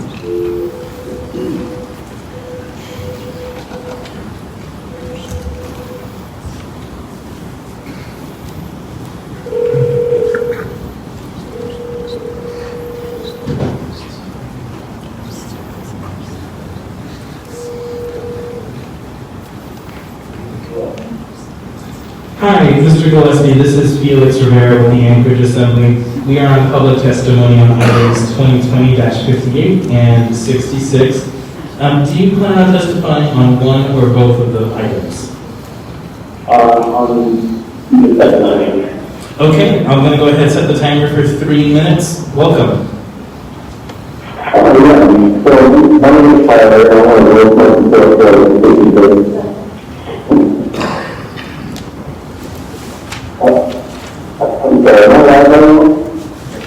Yes, we can hear you. If you have the live stream on, or if you're watching the TV, there's a bit of a lag, so I might turn those off.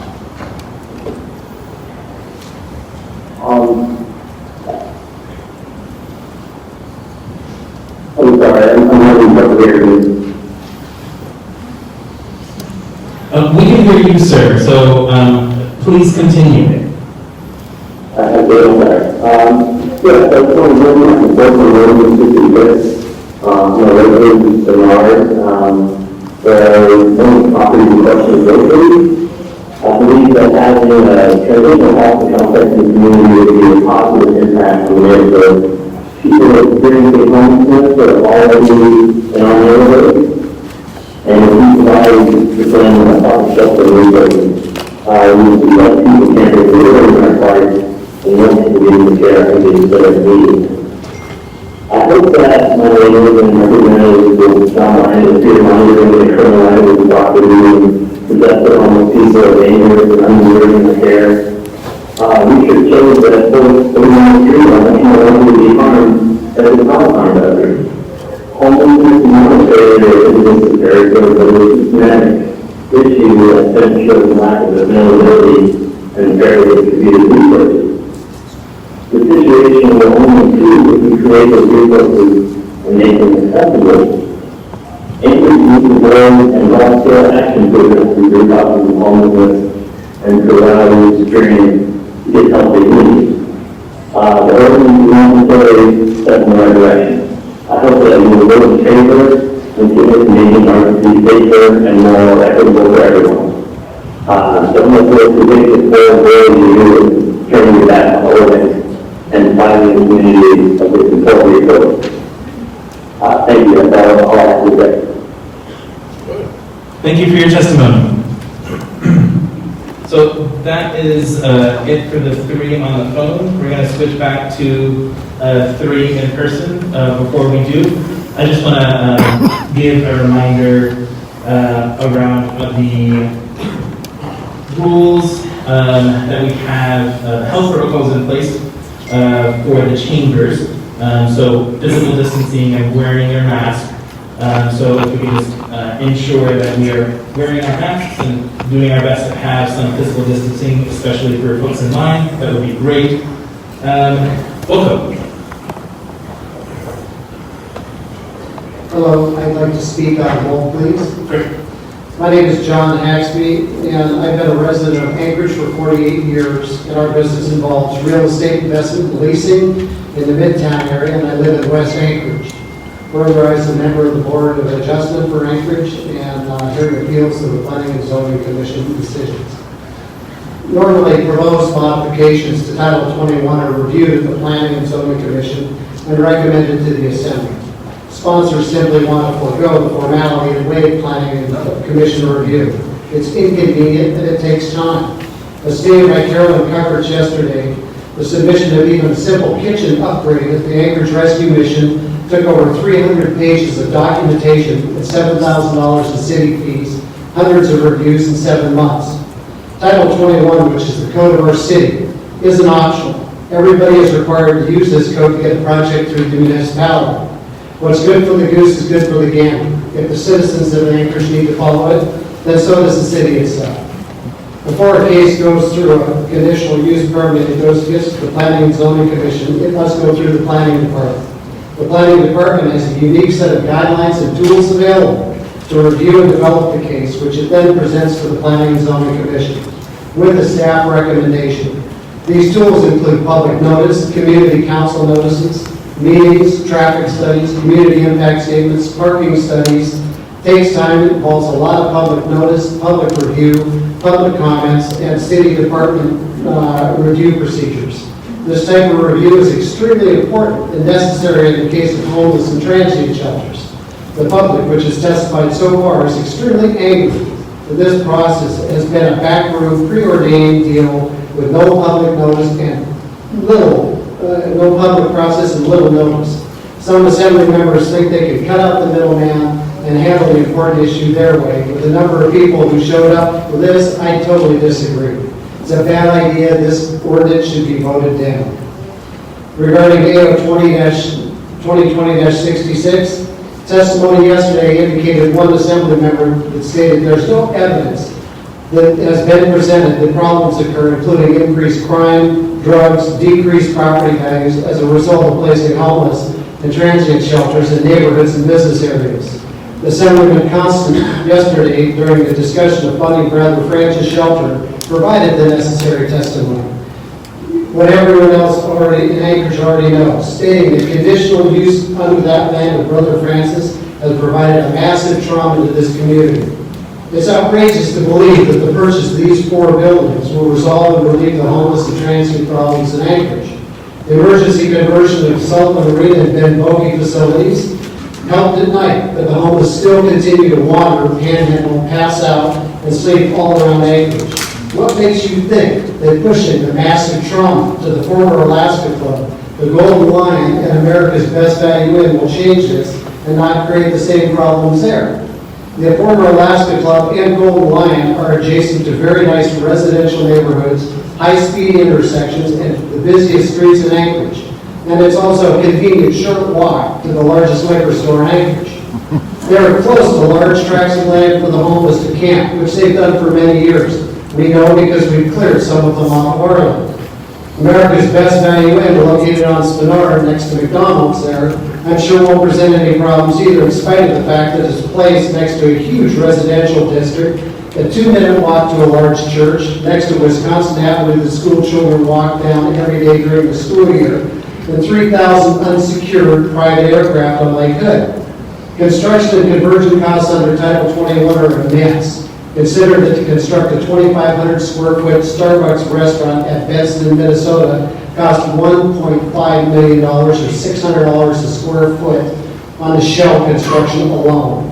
Similar costs were incurred for conversion of these proposed properties. The total cost would be about $80 million. There are many potential alternate buildings owned by the municipality with zero acquisition costs, which are vacant and or partially vacant and well located to relieve the problem. My choice would be the APD building, the old APD building on Elmwood, and the adjacent animal control building next to it, which are situated on 32 acres of land. The old APD building is currently used to store confiscated property from the homeless camps. Animal control can be moved to partially used Anchorage Transit Vehicle Maintenance Shop across the street. The APD animal control location has 5,000 acres of vacant land next to it for facility expansion and homeless camps. The state troopers are located just down the street, and these properties are located directly across the street from the Alaska Native Medical Center and other Native medical and mental health providers, all accessible by a pedestrian bridge over to the road. Further, non-native homeless can get services at Providence, located a short 5-minute walk over the same pedestrian bridge directly to Providence. I'm recommending this ordinance be voted down.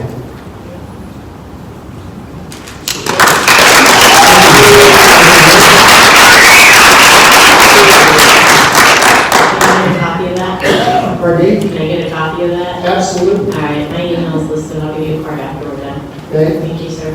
Thank you. Thank you for your testimony.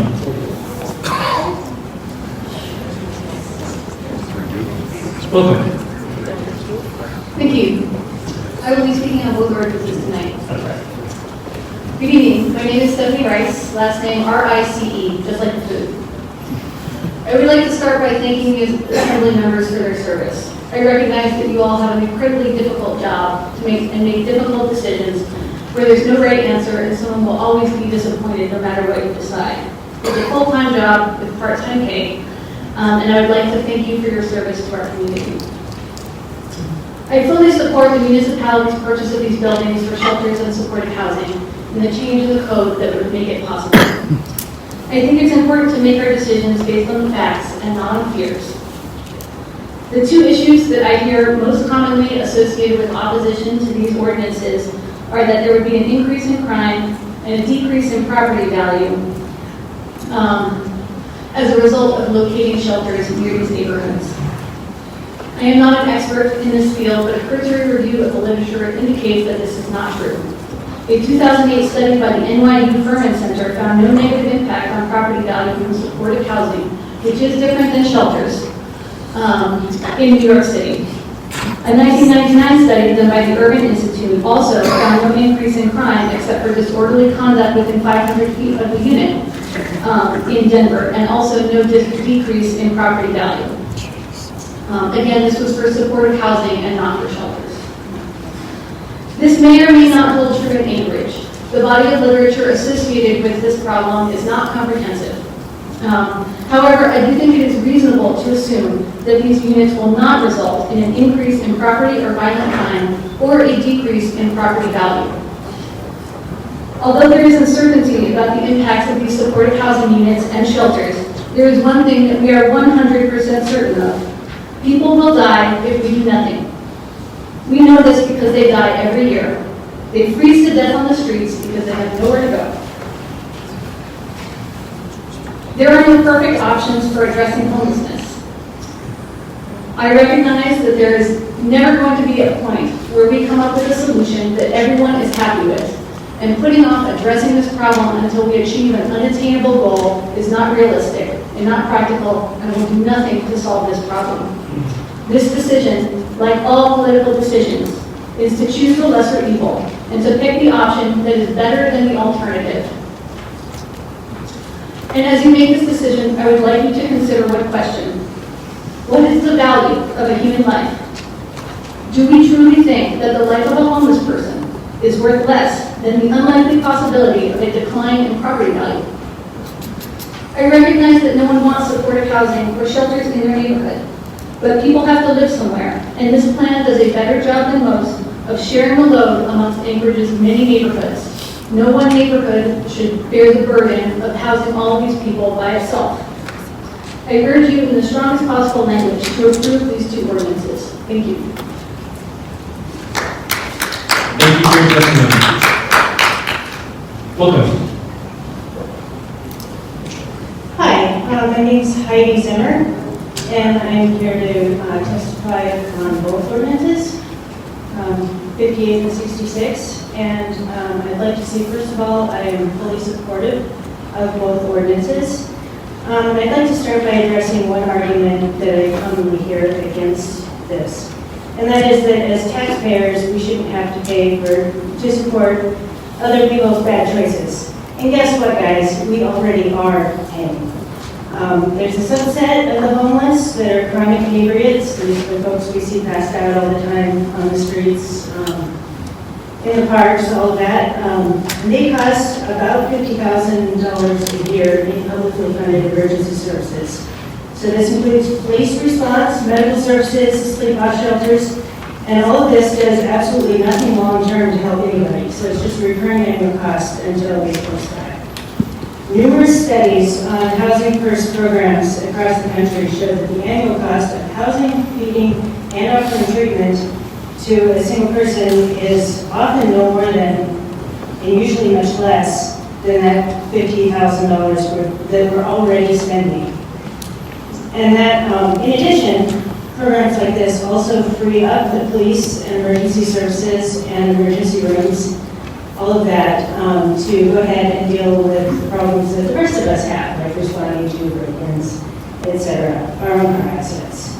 It also reduces crime, because when you have people who are desperate, Needs are not being met. If you take those people off the street and you give them a place to live and you give them food to eat and you take care of their many medical and emotional and mental health needs, then those people are not out stealing cars and breaking into my house and etc. So it's a pretty good deal all around for all of us. And that's even from just a purely selfish point of view. But that's not even the most important part. These homeless are not just a problem to be cleaned up. They're people, and they're my neighbors. And I saw the signs out front saying safe in town, and I heard some other people talking. We're talking about your neighbors too. They live all over town. They're on every street corner, across Midtown, across Bernard, in downtown, in East Anchorage where I live. I live up in Unaca Valley. I spend some time almost every day out on the trails in Russian Jack Park, in Unaca Valley Park, in Cheney Lake. And I can tell you right now where most of those camps are, at least for that area. I see people every day who are out there living in the woods, and I see their trash, and I see the human waste, and I have to stop dogs from, doing what dogs do with gross things. And this is not a safe or healthy way for anyone to live, for any human being to live. So my point here is that the homeless are already living in our neighborhoods. So it's a matter of how we want them to live in those neighborhoods, where they already are. So I ask my fellow taxpayers, what kind of community do we build if we turn our back on our neighbors? That's not the community I want to build. And just to close, this is an especially relevant question right now in the middle of a pandemic and recession. We're realizing how many people really are just one paycheck away from losing everything. And as the current ban on evictions and foreclosures ends, there are very likely to be a whole bunch more of our neighbors who are out on the street very shortly. So more than ever, this is a good time to be taking a proactive approach to dealing with homelessness and addiction and crime, because yes, these are not completely separate issues. They are all very much linked. They're symptoms of one another, and they're problems caused by one another. So I thank you for your time, and I urge the Assembly to vote yes on both 58 and 66. Thank you. Thank you for your testimony. All right, we're going to go ahead and switch to 3 individuals on the phone. First, we're going to start with Cody Carver.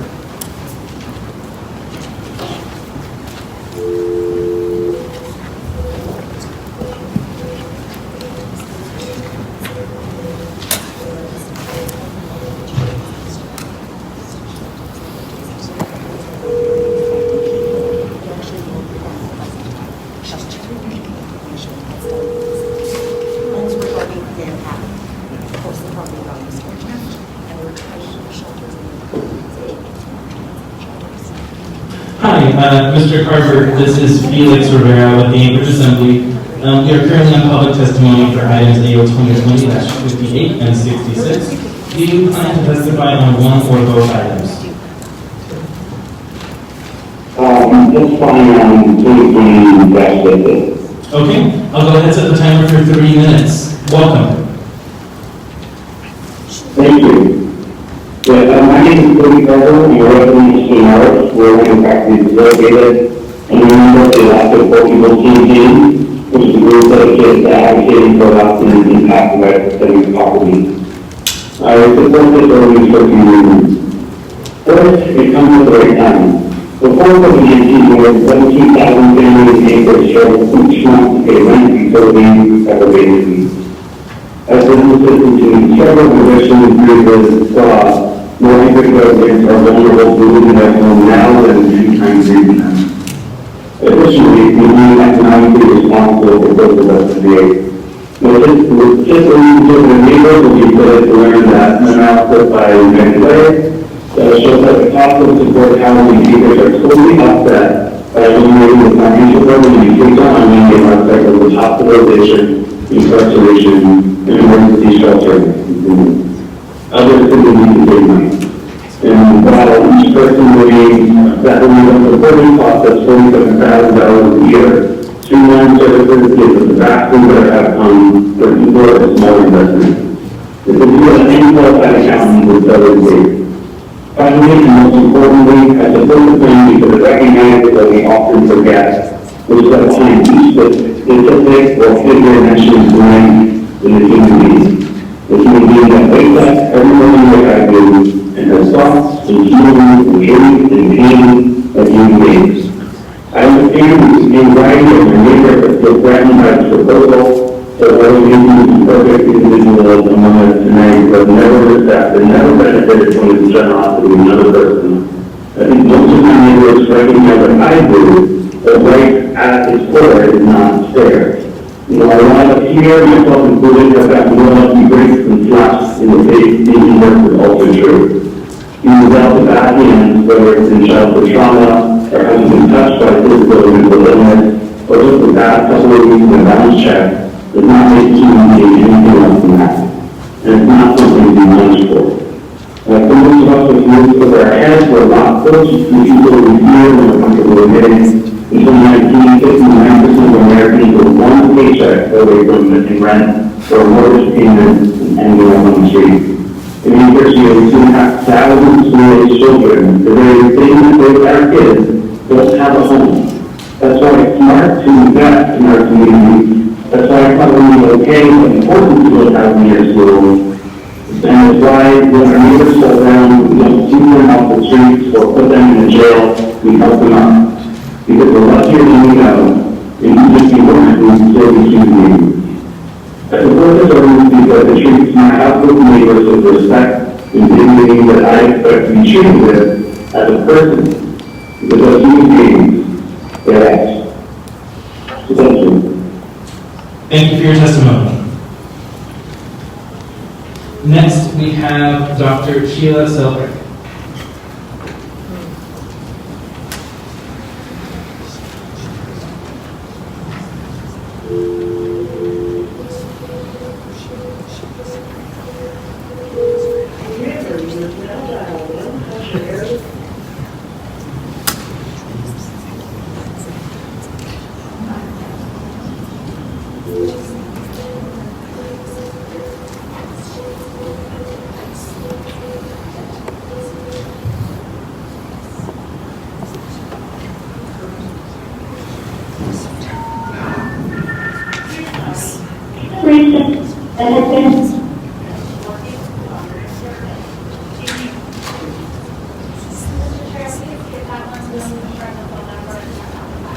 Okay.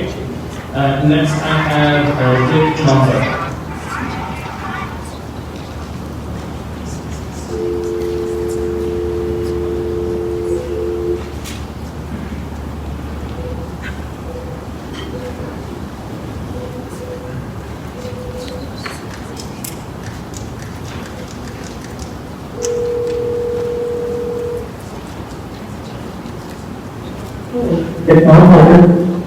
Hi, Mr. Montalvo. This is Felix Rivera with the Anchorage Assembly. We are on public testimony for items AO 2020-58 and 66. Would you like to testify on one or both items?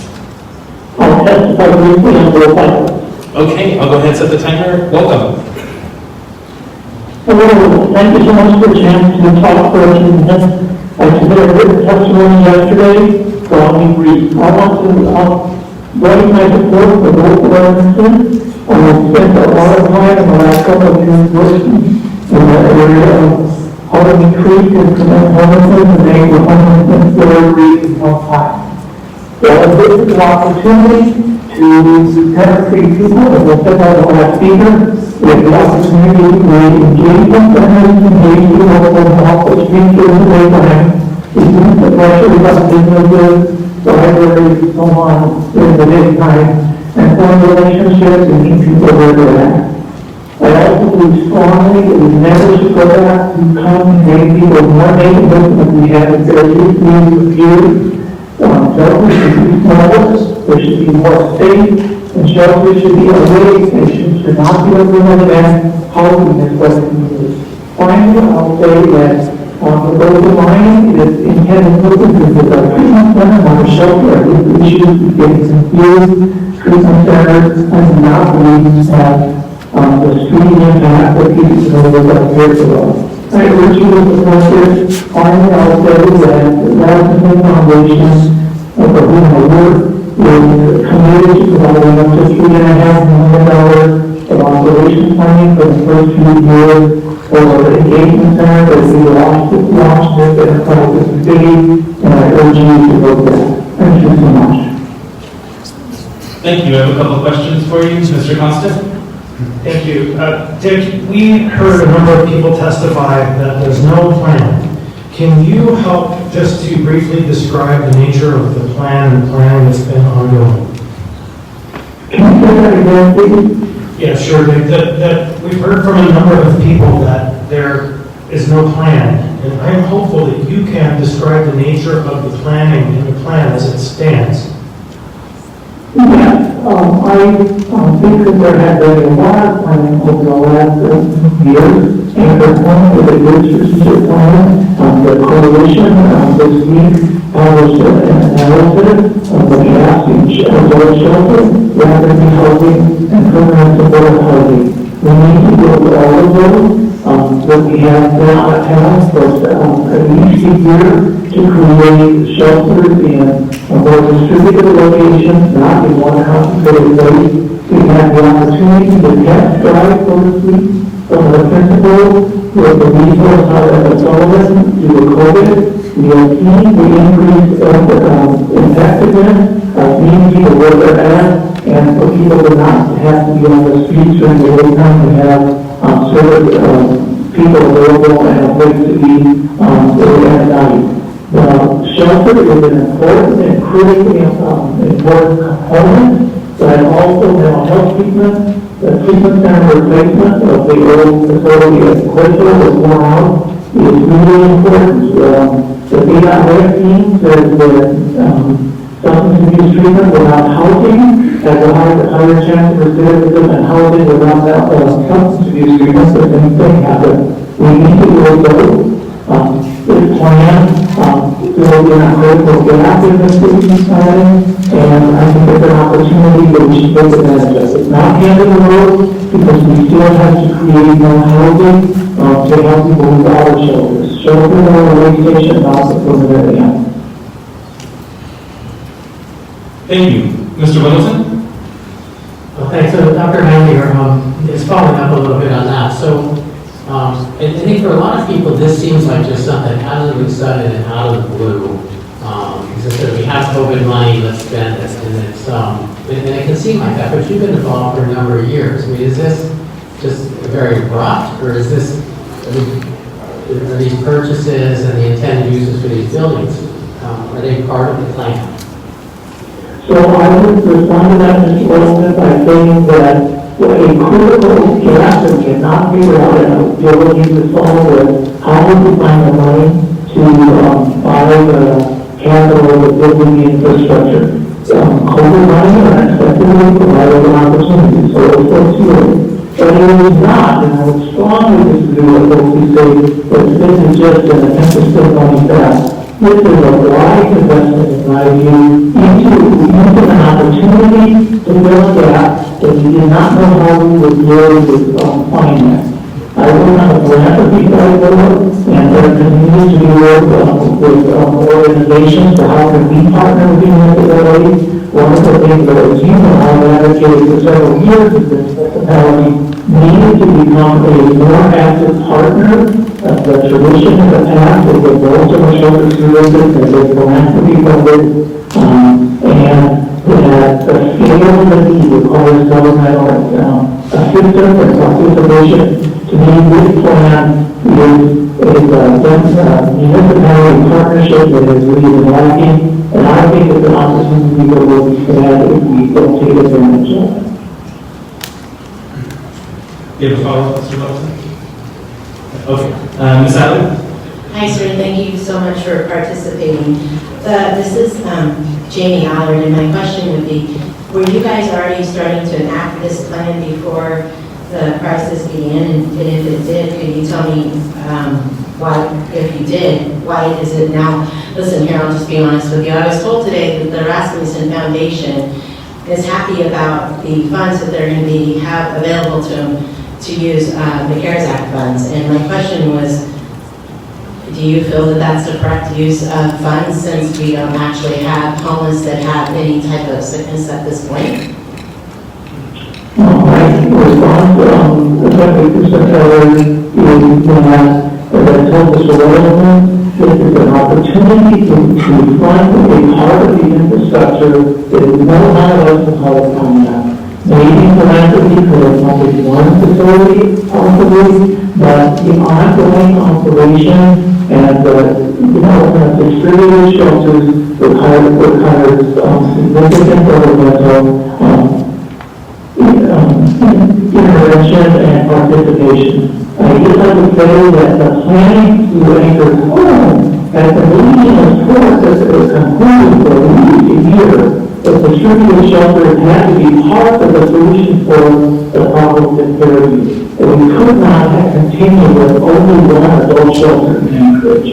So I disagree that it's just up out of the blue. It has been part planning, that people have been participating in the community of homelessness and what we can talk about off and on, and they're part of being consistent as part of the anchor home planning for some time.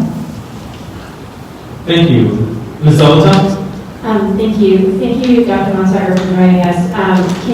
Is it fair to say that the COVID-19 emergency and pandemic simply accelerated or brought into sharper focus some of the needs that you talked about? Completely agree. I think that COVID has had a very surprising small positive having it forced us to leave the status quo of overcrowded shelters and forced us to face up to the fact that human beings should not be that close together and that we needed a nice shelter. I'm thankful for the city that the temporary solution of the use of licensing agreement is what a good solution for all. It's not a permanent solution, in my view. But it has enabled us to test smaller shelters, to test resource health, and engagement in our principles, and to think about what we want the long-term system to look like. And I would argue we have learned that now bringing people together is a really important component to decrease stress and increase the likelihood that people can participate in treatment services and other services they need. Thank you. Thank you. Thank you for your testimony. Yeah, that was just thank you. We're going to switch back to in-person testimony. Welcome.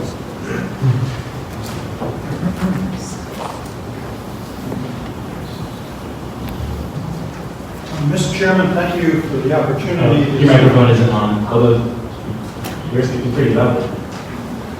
Project it loud. Is that better? Yes, it is. Okay, thank you. Well, you cut it very thin on the discount I was offering. I will speak for only 5 minutes because you got me on before 8 o'clock.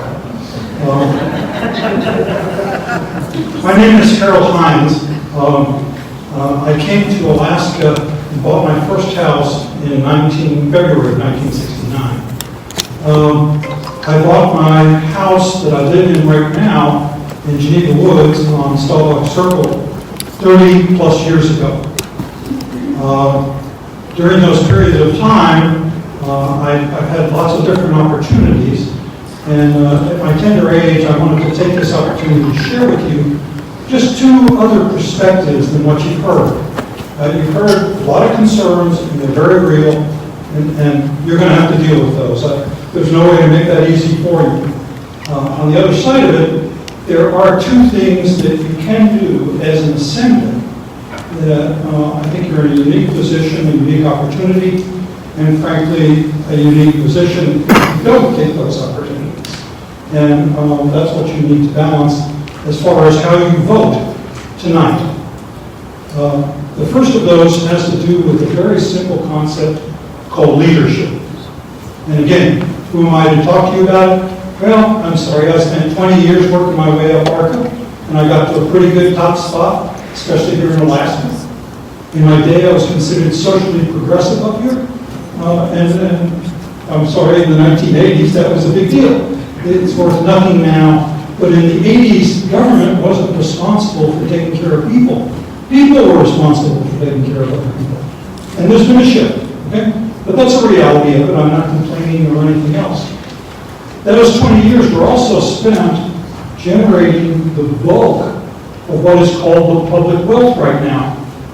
You all think of the permanent fund as something that we just get every year. I'm sorry, that was a nest egg I saw built.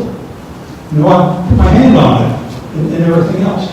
I don't see that being used to address any of the people issues. And that bothers me terribly. We didn't generate that wealth to be just sat there and looked at as an investment fund. We built it to make Alaska better at every level for the people.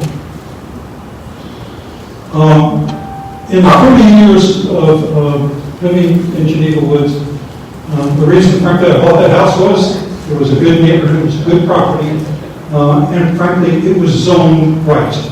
It was in an area of some very fine developments and everything else.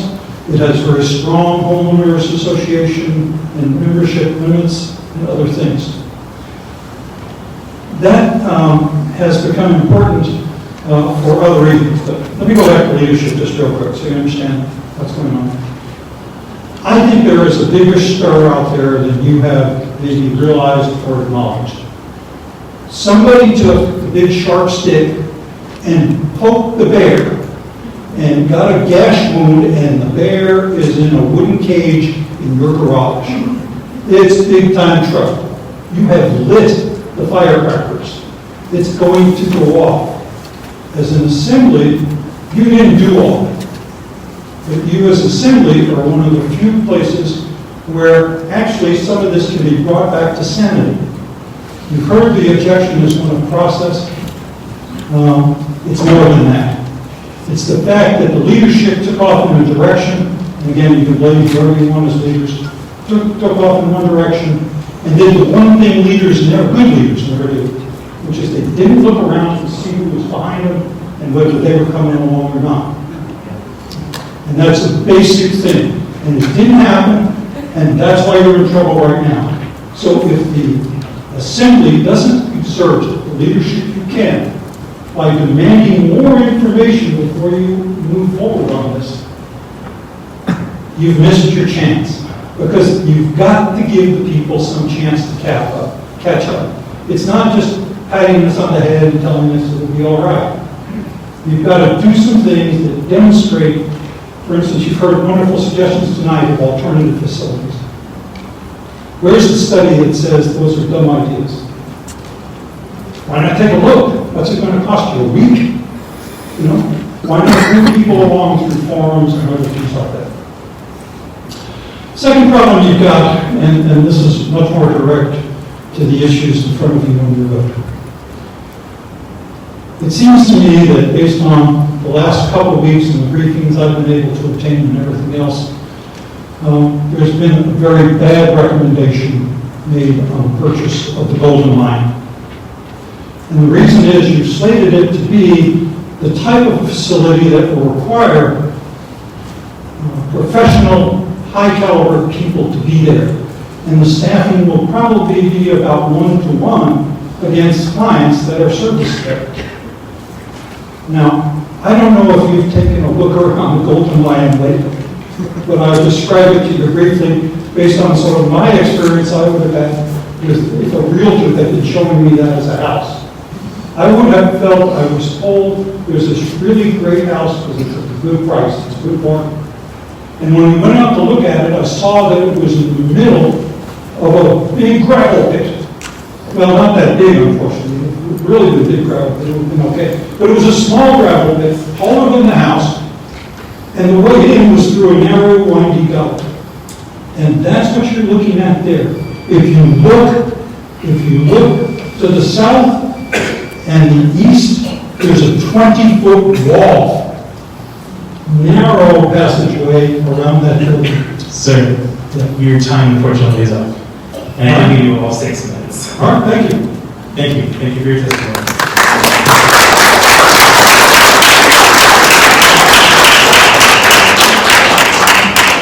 Welcome. Good evening.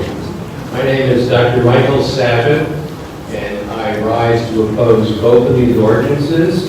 And I'd like to start out by saying they are inexorably linked. You can't have one without the other.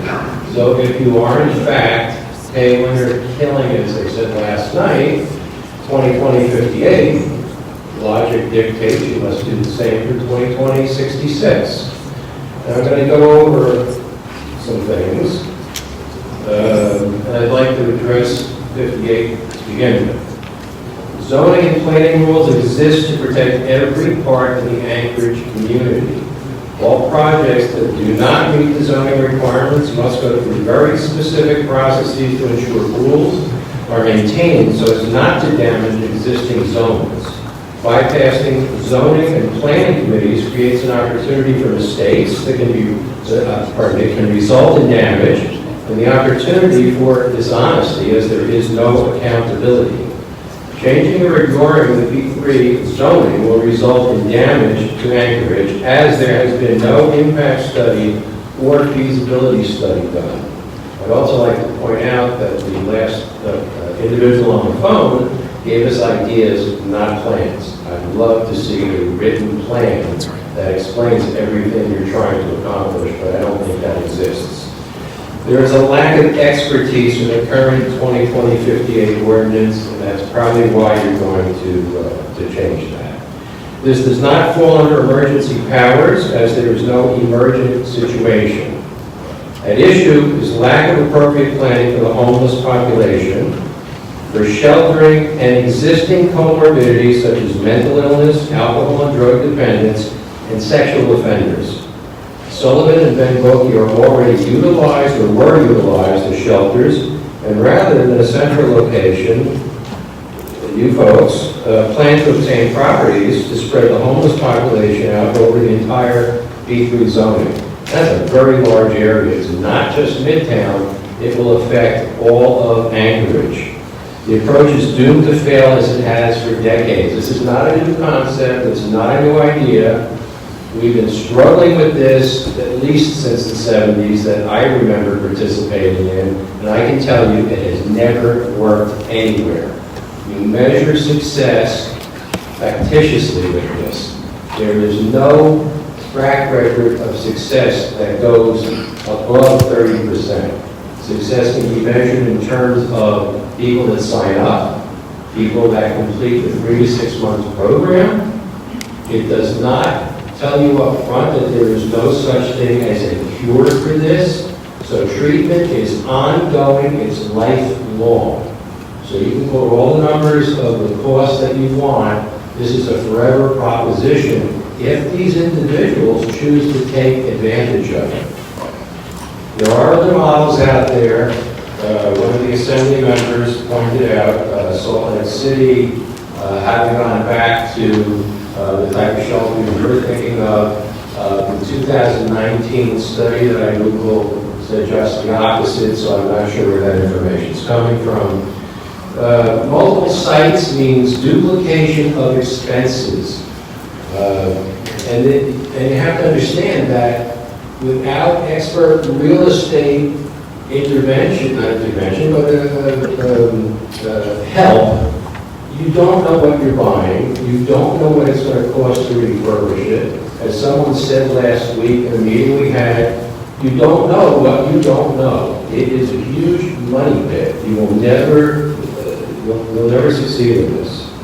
There's been no real planning for this project that has involved stakeholders.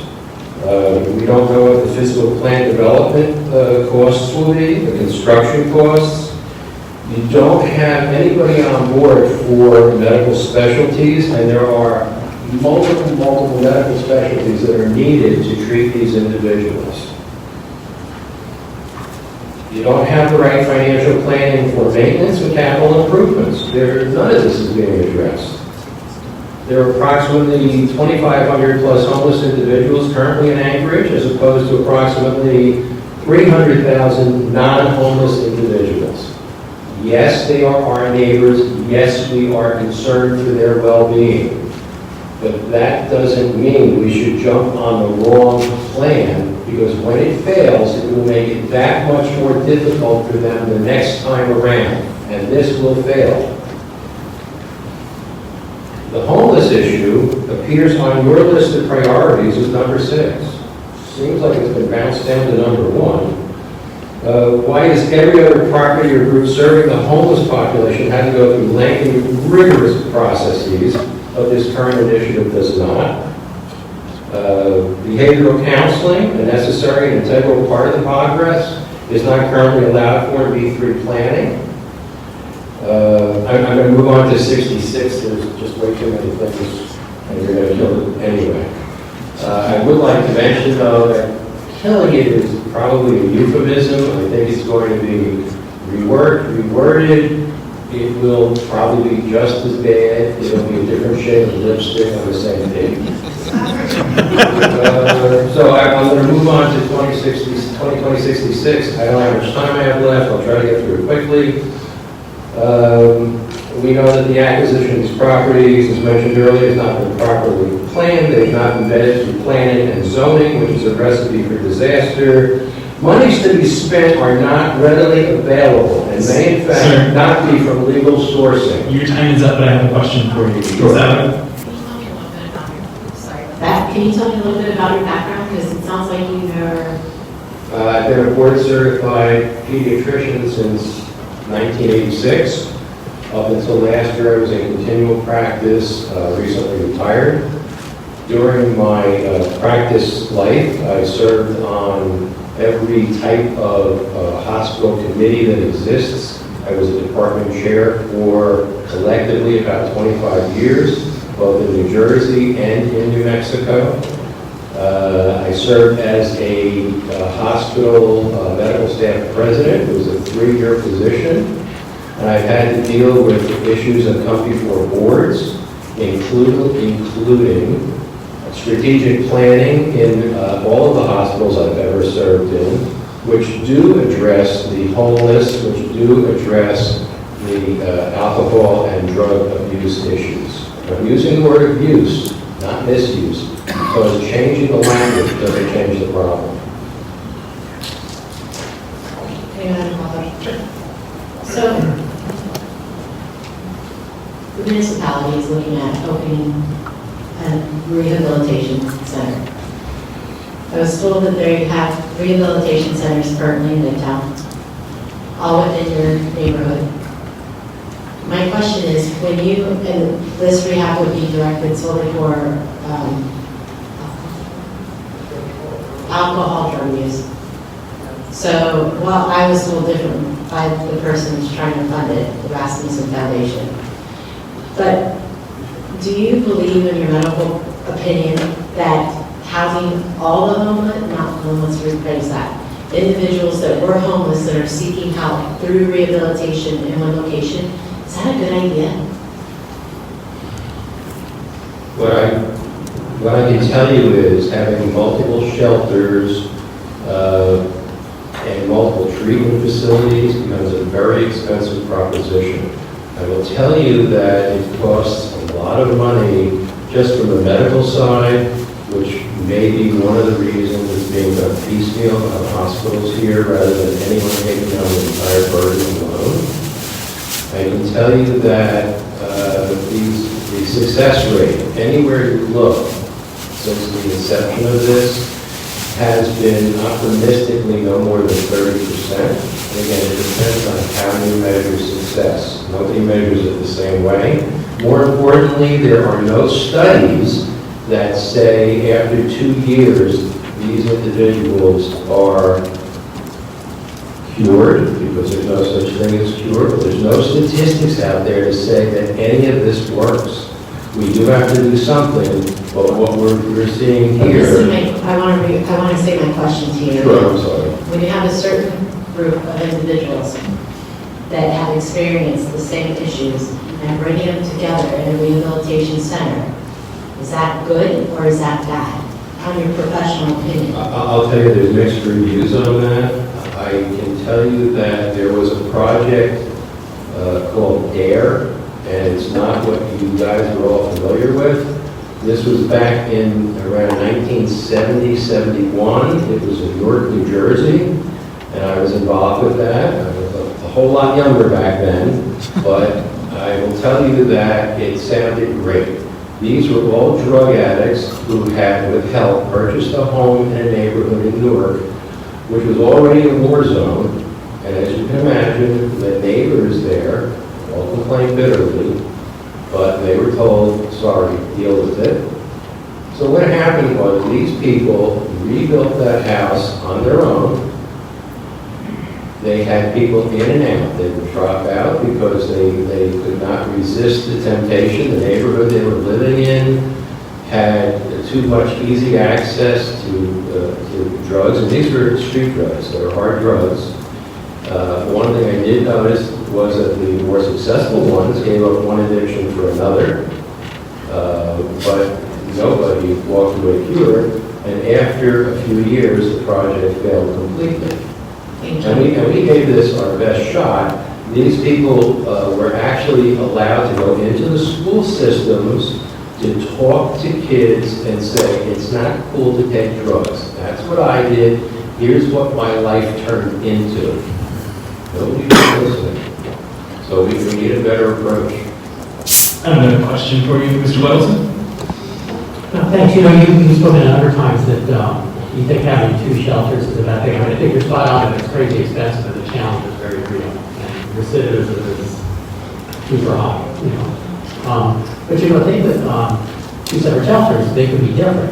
You know, one could be low barrier, like at Francis, and the other one could be high barrier, where if you're on drugs or alcohol, you don't go there. Because we have people who won't go into the shelter now because they don't want to be next to the drug addicts and alcoholics, so they need a shelter. So I mean, there is, and I've seen this in Omaha, where they have separate ones, and this, some people, the low barrier one, they strive to be in that high barrier one because it's nicer, and then you have to go on the beat. So I mean, have you contemplated that kind of dynamic in going to a shelter?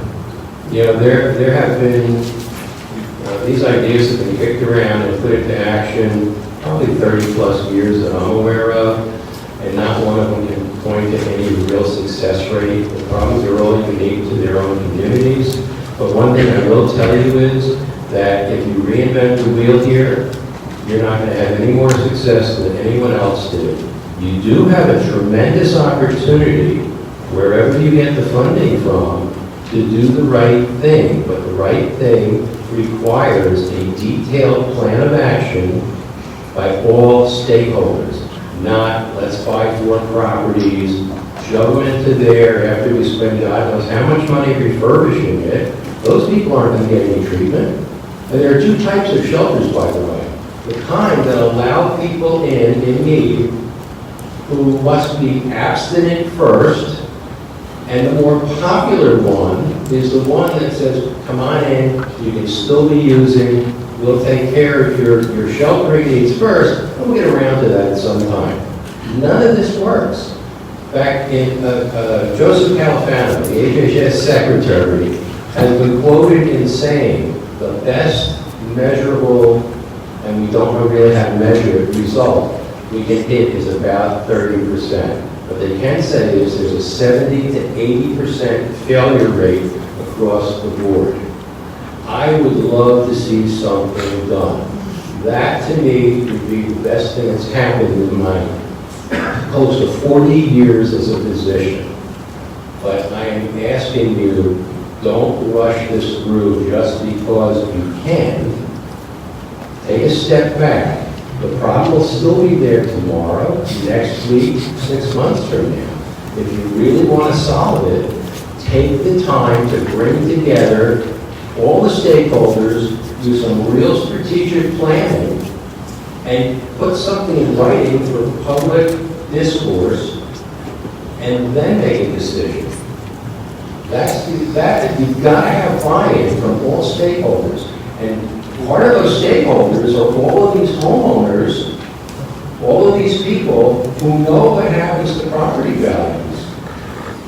Thank you for your testimony, sir. You're welcome.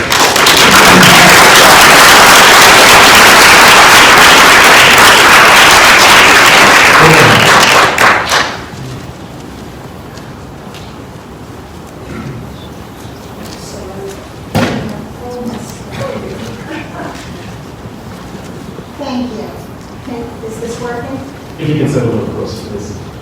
Is that better? Yeah. Okay, thank you. My name is Gloria Savitt, S-A-V-I-T-T. I live on Annapolis Drive. I would like to discuss both ordinances. My husband and I moved to Anchorage in September of 2019 from New Mexico, where we lived for 12 years, and prior to that, we lived in New Jersey. Without going into details about the governmental problems of my prior locations, I will say that when we came to Anchorage, I hoped naively that the character of public officials here would be improved. But sadly, in some ways, I was mistaken. With regard to both ordinances, 58 and 66, what I see here on a local level by some of the Assembly members is a flagrant lack of regard for the public and lack of representation of your people. First, I'd like to address 58. So to those of you who plan to vote yes on 58, I say the following. I see this as nothing but a power grab. Passing an ordinance to skirt zoning regulations is inexcusable. Apparently, the best I can figure out is your idea is if you don't like a law or regulation, just change it. Not because it's a bad regulation, but because it gets in the way of your agenda. I guess if this were a pure monarchy or a totalitarian dictatorship, this line of reasoning might work. But as I recall at the start of this meeting, we pledged allegiance to that flag of the United States of America.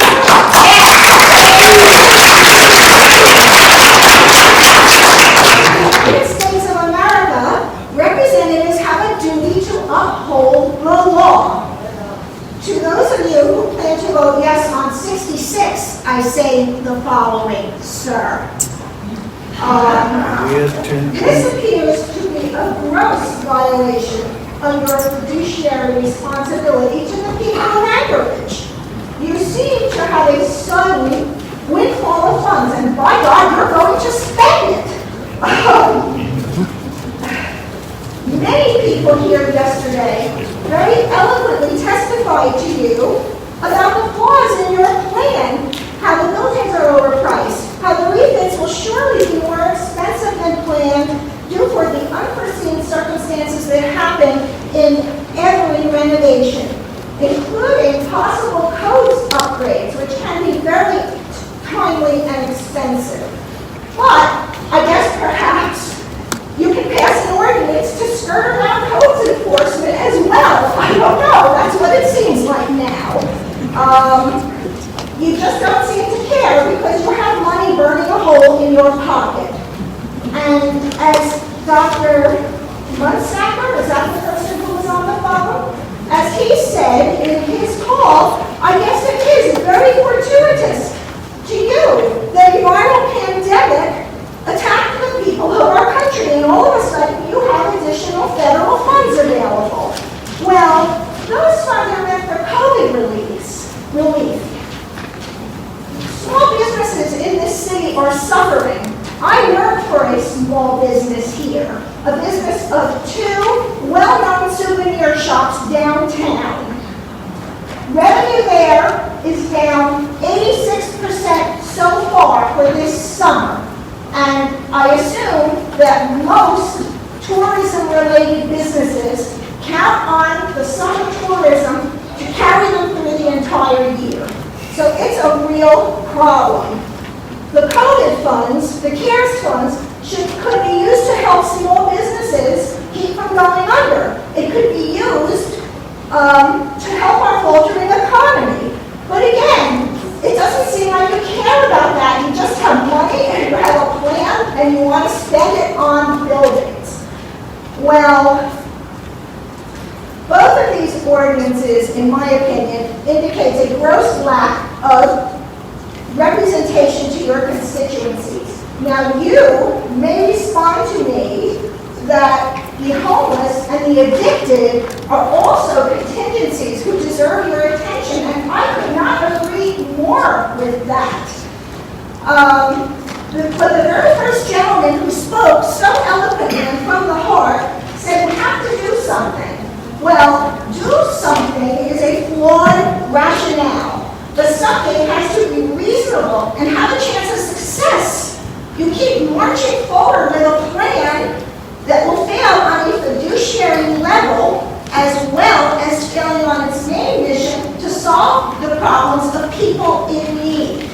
Yesterday, you had several testimonies of experts who told you why this plan will fail the problems of these populations. So, in my opinion, this plan illustrates a gross failure on your part to represent the homeless and the addicted populations as well as the population at large.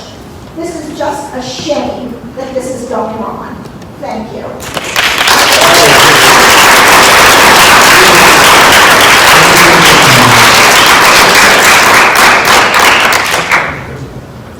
Next we're going to switch to phone testimony, 3 individuals on the phone. We're going to go ahead and start with Ms. Carol Liddy. Chair, we have a new number for Sheila Zelford, Dr. Sheila Zelford. Okay, sure, we'll go ahead and try Dr. Sheila Zelford.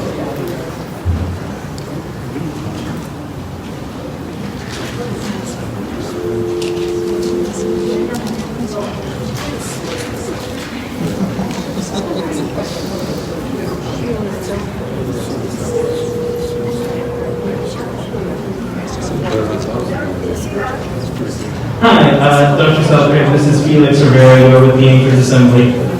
We are currently on public testimony on items AO 2020-58 and 66. Would you like to testify on one or both of those items? I would like to testify on both of those items, but I have some general background I'd like to provide to the conversation that I think is relevant.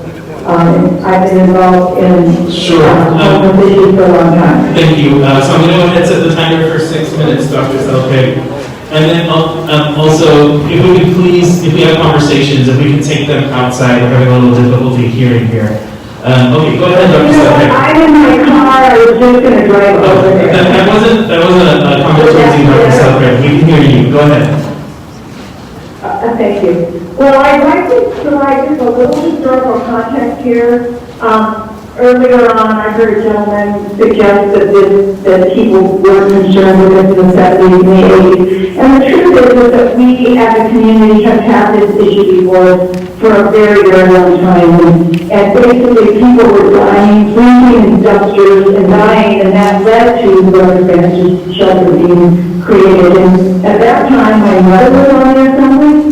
Homelessness at that time was not nearly as bad as it is today, and that was directly related to the reality of our economy. Right now, we have 95% of the people are sharing 20% of the wealth, or less than 20% of the nation. Less than 20% of the wealth, which means, and most of the money in the middle class is in the upper middle class, so people who used to be middle class or lower middle class are finding themselves not able to really function and find home. And this is such a complicated and difficultly challenging problem that there are no easy solutions. But what I will say about the 3 sites, I believe that you actually have to have different sites addressing different issues because the problems are so complex. And the levels of people's functionality and dysfunctionality are really different, and they're really based on emotional realities and experiences in their lives. And so I guess, what I will say, I've also been on the assembly when we reviewed these issues. I have watched the impact and the challenging impacts around facilities, and it is true that some neighborhoods pay higher than others. So in this conversation, there has to be a strategy that, one, allows us to build the facilities and to fund the facilities in an effective way address specific things, but also to have a structure that works for the surrounding neighborhood and also the broader community to make sure that as we do things, we have a structure that doesn't actually negatively impact the region. And it's possible, it's done in other places. So I guess I would urge you to, if you're going to refine this, make sure you refine it and bring it forward and really give a chance to a process that's building a structure for a continuum of care that will meet different people's needs at the time they need them. So really, that's what I have to say. Thank you. Thank you for your testimony. Next, we have Ms. Carol Libby.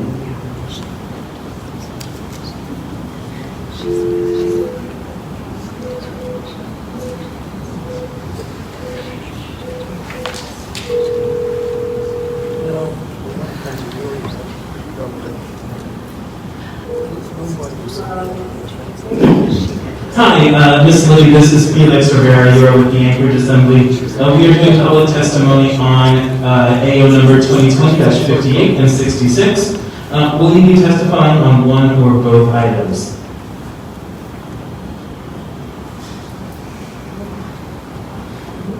Ms. Libby, can you hear me? It looks like she hung up. Or not disconnected. Let's go ahead and go on to the next individual, and we'll try Ms. Libby again later.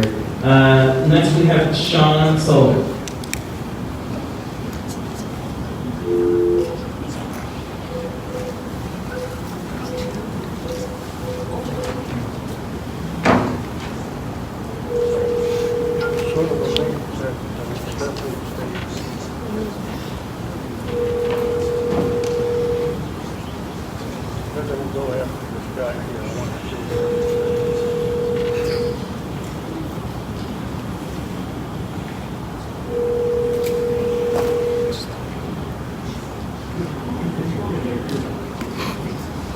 Thank you. We're going to go ahead and go back to in-person testimony. Welcome.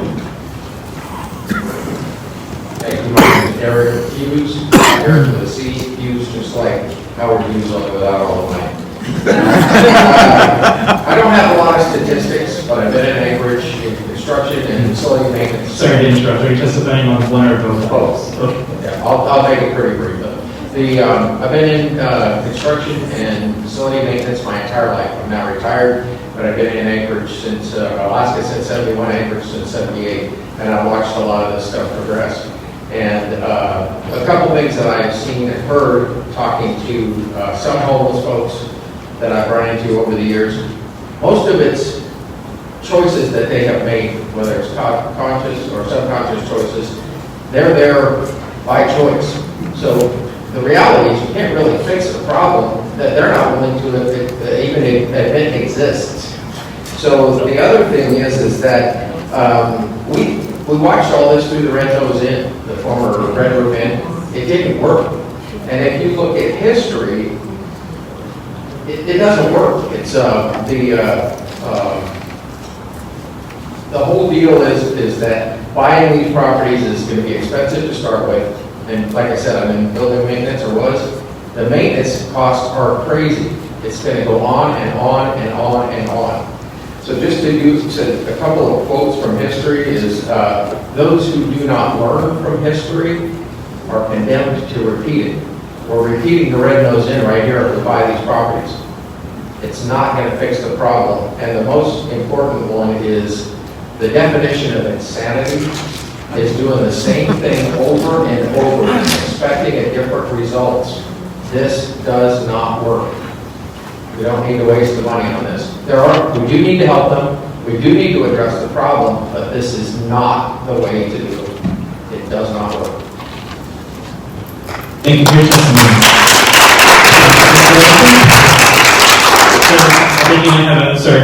I think we have a question for you, Mr. Whittleton.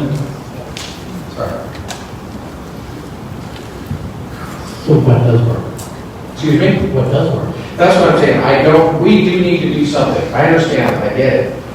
Like I said, I'm a mechanic. I don't know, what do you call it, teach psychology and how to deal with this. We need to help those folks. But here's the thing. Like I said, they're out there by choice. That's what the way that they've chosen to live. There's no responsibility. Who doesn't want that? I mean, it's an easy life. Go find a tree to hang out under, and who doesn't like camping? They're camping full time, and they have no responsibility. They have no bills to pay. Go get some help from whatever agency is offering it, food. I do not know the answer, but what I do know is like several people ahead of me have said, it doesn't work. And anybody who's of middle age, you can look at it through history. It doesn't work. The gentleman here that suggested the APD facility, that's a great idea. It's right there near A&MC, right around the corner from Providence. It's existing. It's virtually empty, but it's a great location. But anytime you enable a problem to persist, it doesn't fix it. Everybody who's had an out of control kid knows that. Enabling a problem does not solve it. I have another question for you, Usado. You mentioned the cost of maintenance. Do you have any idea?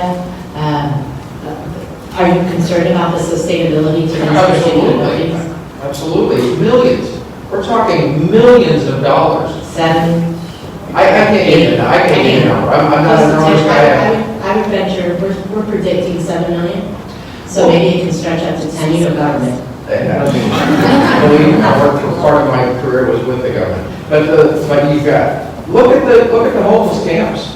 Look at the garbage, the truckloads of garbage that's pulled out of those camps. You think they're going to pull it out of the room and the common areas of these places? No, they'll destroy the buildings. Maintenance at a government building, I don't know if Davis-Bacon type wages would apply, but I know that unions, the government employees are union level, because I was one, and the cost is crazy expensive. Holes in doors and broken locks and broken windows and destroyed flooring, and I mean the list goes on and on. You've got commercial air handler units and heating units, boilers. It's millions and millions of dollars to maintain these properties. Yeah, we've got an influx of money to pay for them, but how are we going to pay for it in the long term? And again, is it going to work? History suggests absolutely not. And that's your money that's going to be paying for it. Oh yeah, I've been paying taxes here for my entire life. The last was home since I was 11 years old. Thank you for your testimony.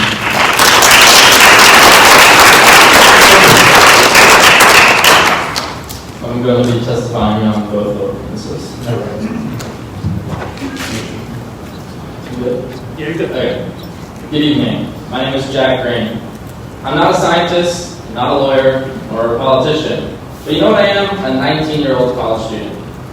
Being a college student, I've absorbed a plethora of information over the years, but now it's time to speak up. I oppose both of these ordinances.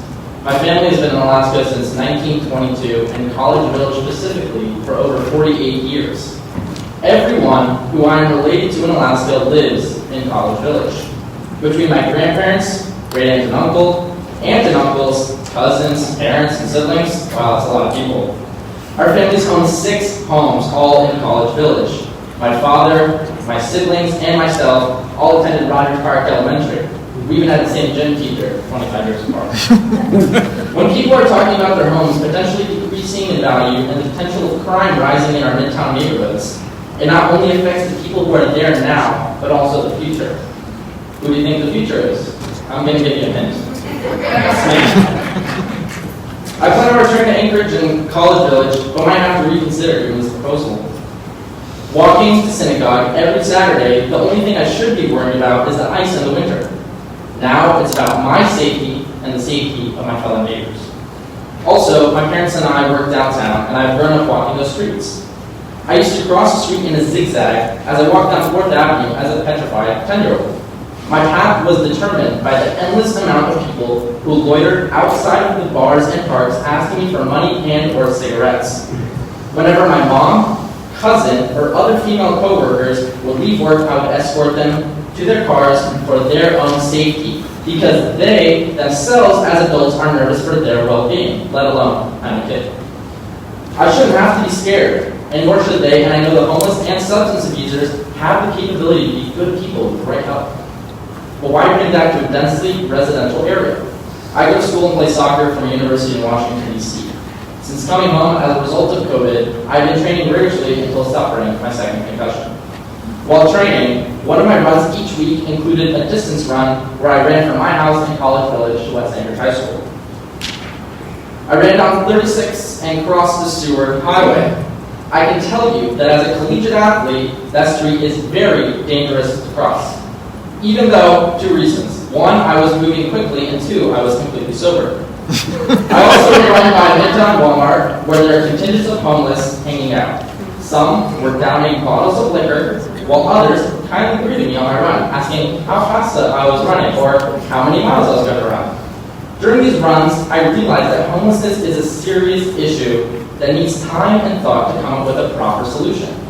Also, having a shelter or treatment center in the middle of the city provides easy outlets and access to alcohol and illegal substances. Being one of the only Division I athletes from Alaska currently enrolled in college, I not only represent myself and my team, but Alaska and the city of Anchorage. I've always been so extremely proud to be from Anchorage, but how can I when all this is done covertly without public knowledge until a leak? There is a homeless issue and no one here is denying that. However, a rushed process attempted to be done in secret is not the answer. More thought has to be put into finding the perfect location. I'm not that old, but I do know that anything politically controversial takes a very, very long time to resolve and should not be rushed as this has. Please, from the bottom of my heart, make a thoughtful decision and just know it's not only the people present being affected, but also in the future. And I really thank you guys all for really trying to solve this problem with the Assembly and vote in there. So thank you for your time.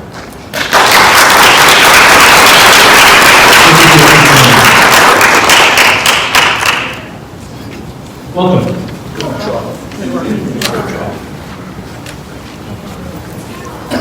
My name is Debbie Ryan, and I will be talking on both of these ordinances. I'm a South Anchorage resident in the Anchorage district. But I'm also co-owner of a multi-tenant commercial building located at 550 East Tudor Road, just west of the old Alaska Club property. We lease to 5 different businesses. Our front door is 110 and my short steps to the front door of the Alaska Club. Enter. I have lived in Alaska since 1962. In the late 70s, we bought the property, constructed the building, and started to lease space. In 1984. Over the last 30 years, the development of traffic on Tudor Road has grown tremendously, and unfortunately, we've also seen an increase in crime and very unsavory behavior, more so in the past 2 to 3 years. As a property owner and a business owner, I'm here to share how I believe the changing of the zoning and adding social services to the property you intend to purchase will likely add to the negative impacts we have already experienced all over Anchorage. Because of the increase in crime and trespassing, we have had to install 2 camera security systems, pay 24/7 security monitoring, and alarm services, and we've had to install fencing at both the east and the west side of the back of the building. We have done all of this to stop trespassers and mitigate criminal and unsavory activity of people we believe are homeless, transient, or just plain criminals. I have had some photo evidence with me, which I'm showing you. Some of it is very graphic. Since June 1st, we have recorded almost 40 videos of people urinating, defecating, masturbating, stealing, sleeping behind the building, rummaging through our trash bins. In addition, I personally was subject a couple of weekends ago to an individual stalking me as I was in front of my building on Tudor Road, leaving my office. He walked by me, and then he proceeded to continually watch me from the side as he moved closer and closer. It was a frightening experience. I was there at 2 o'clock on a Saturday afternoon. I had to go in my building, set the alarm, get in my car, and leave. We've witnessed groups sharing bottles of liquor midday at the bus stop in front of our building. We had a young lady who ended up in front of my office door where my patients enter at 2 o'clock in the afternoon on a busy day. She was high on meth and heroin. I was fortunate enough to have a former employee who works in addiction. She set up an Uber, we got her over to AMC, we got her into a bed for rehabilitation. I am not immune to the problems of the homeless and the people who are addicted in Anchorage, trust me. I witnessed a young man a couple of weeks ago shooting up between me and the building next to me. This is pretty commonplace for us. We do not believe that developing a property for at-risk homeless population in any of these busy locations will improve these conditions, especially since there have been no impact studies done. You haven't judged the cost of renovations or anything else. We do face financial challenges in the future, even if you promise me that you'll give me security. Will that really happen? We already know the police are way overburdened right now, and they need more help. If the property my family's worked for 50 years, and trust me, my son works there, my daughters have both worked there, my grandchildren still help me with the trash. My son-in-law has a business there. If we lose 17% of our value, it's like we all worked our whole lives to give up something. I know some of these younger people say that doesn't matter, but it does when you're trying to, as a personal business owner who doesn't have a government security or retirement. They depend on the income from that building because they were private enterprise people. So it does matter to people. Do we care about the homeless? You bet. I had a man sleeping behind my building 2 years ago in 30 below weather. I picked him up. I didn't actually pick him up. I made him walk over to the guest place, and I bought him 3 nights, and I offered him mileage to help him get back to his sister. I don't know too many other people who do that, like the Kia guy. People talk about it, but how many of you could take money out of your pocket and help somebody like that, or gotten on the ground with a heroin-addicted young woman who was crying and saying, "Why aren't you calling the cops on me?" It's because I have a family member who's addicted, and I've watched this struggle for the last 12 years. And if you don't think that I don't care about these people, or if these people are saying that we don't care about the homeless people, we do. But we're also valuable. We pay our taxes. We go to work every day, whether we feel like it or not. Sometimes when we're sick, and we get through the day, and we donate at our churches, and we give it to the people who need it. But you guys have to make a better decision. You have circumvented the process.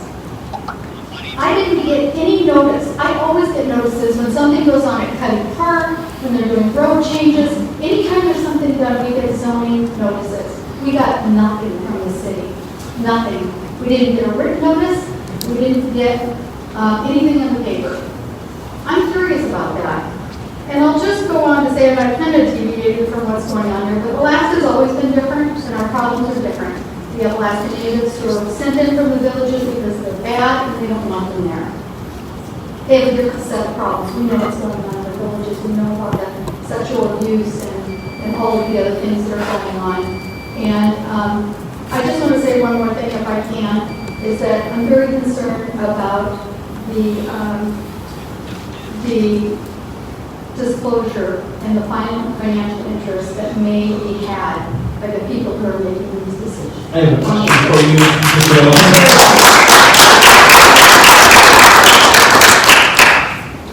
Hi, I always looked at those pictures, it was a surprise. I think that's very common, all throughout Anchorage, very sad thing. Very sad. I have a small business, 2 miles away from you, and it's the kind of stuff we see all the time. But if there were a rule in your neighborhood, no tolerance, no camping on the sidewalk, no loitering, none of that was seen, they had all. Would that help you out? Yes. Somebody talked earlier about labor laws, and we're all up here kind of talking, everybody says homeless, and they're grouping addicted people into homeless, they're grouping mental health into homeless, they're grouping people who just want to be homeless, because frankly, you guys all have to agree that there are people who want to be homeless. They don't want to live by anybody's rules, they want to do their own thing. I agree that something needs to be done. But until you strengthen the labor laws and actually enforce them, which I spoke to a man in Seattle in February, and he was from the South. He was in Seattle with his wife and his daughter, and he said, in all of my life, he said, I have never seen this in my southern state. And I said, why do you think that is? He said, because they are not allowed to do this. They go to jail. And I said, well, what if they're sick? Or what if they're addicted? He says, then they go to a facility. But what we're trying to do is group people as homeless and try to figure out a facility. People who have alcoholism problems are very different from people who have heroin and meth problems. Those need to be treated differently. People who have no addictions, so they're just mentally ill, and trust me, 2 weeks ago or 3 weeks ago, there was a young man, and he must have been in his early 30s, and he was dancing around, talking to whatever he was talking to for at least a good hour and a half. Our whole office watched him because I was afraid he was obviously either high or just mentally ill. I was afraid he was going to dance out into the Tudor Road and get hit. And trust me, I've rescued ducks and everything else, and I shot traffic for moose. I would have done it for him too. But you just, until you guys slow this process down and figure out how we're going to help each department of these people, you're not going to solve the problem. I mean, we all know that Ben Bokie had to be closed down because of all the issues that were going on there. And a lot of these people don't know how to live in a facility. They don't know how to live better. They need help doing that. And so I'm just asking you guys to slow this process down. Invite the communities in to help you. Get the mental health people involved. The Alaska tribal organizations need to be involved. They're the ones shipping these people into Anchorage. What can we do to make it better? The tribal hospital is one of the most advanced hospitals in the entire United States. They offer things there that are not offered anywhere else in the whole United States. They should be a part of this process with their people. They have a motto, isn't it the healthiest? What is the motto for the Native people? The healthiest people in the world, or healthiest group of people in the world, or something? You know. Thank you for your testimony, and your time is up. Thank you.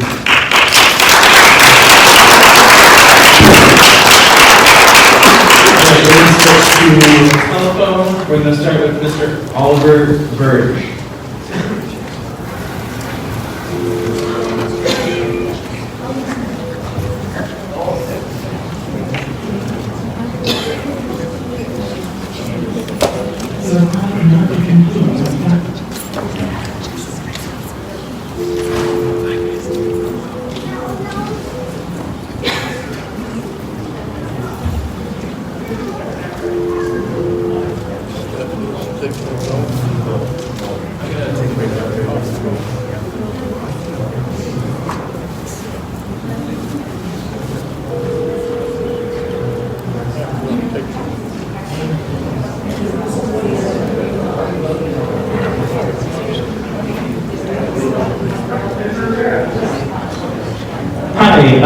Mr. Burge, this is Felix Rivera with the Anchorage Assembly. We are currently on public testimony for items AO number 2020-58 and 66. Are you planning to testify on one or both of those items? Both, please. Okay, I've set the timer. Welcome. Thank you. So, my name is Paul Berg, and I am from South Anchorage, and I am here to support both resolutions. I think that you should vote yes to number 58 because what we're supposed to do is perpetuate inequality anyway. And so we should use them for our advantage. We should use them to help people in need. And I also want to denounce the dehumanizing language that heard from the public. I think that calling people vagrants an infestation or a problem, it shows that we aren't viewing people as humans. that all of you deserve a roof over their heads. It doesn't matter what addiction or problem they might have, that we should be doing everything we can, using our zoning laws, using the money that we get from the CARES Act to help these people to have a place to be safe and to be housed. This resolution, these resolutions don't address the systemic issues, that's true. And folks have mentioned all these alternate locations, and you should use them in your next resolution as you address these systemic issues. So we need to go yes to buying properties and to rezone so that people don't have to live in fear anymore. People are living in fear. You're hearing that after testimony, after testimony, after testimony. And your station at the assembly is to rise above the fear and be courageous. And do the right thing. Help these people. Because systemic issues don't get fixed by not doing something. We have to buy these properties. We have to house these people so that we can start the process of working on the systemic issues. And so I really encourage you all to vote yes on both these resolutions so that we can help human beings no matter what we think of them. And we're bold. Thank you. Thank you for your testimony. Next we have Reverend Michael Burke.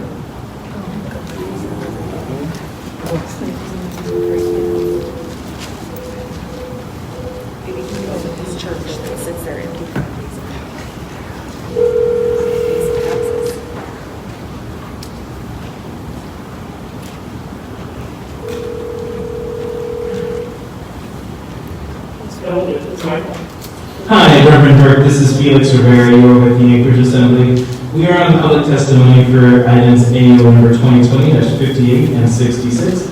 Are you planning to testify on one or both items? I am planning on testifying on both resolutions, sir. Okay, I've set your timer. Welcome. Dear members of the Anchorage Assembly, my name is Michael Burke. Thanks to all first for your dedication to public service and betterment of our community.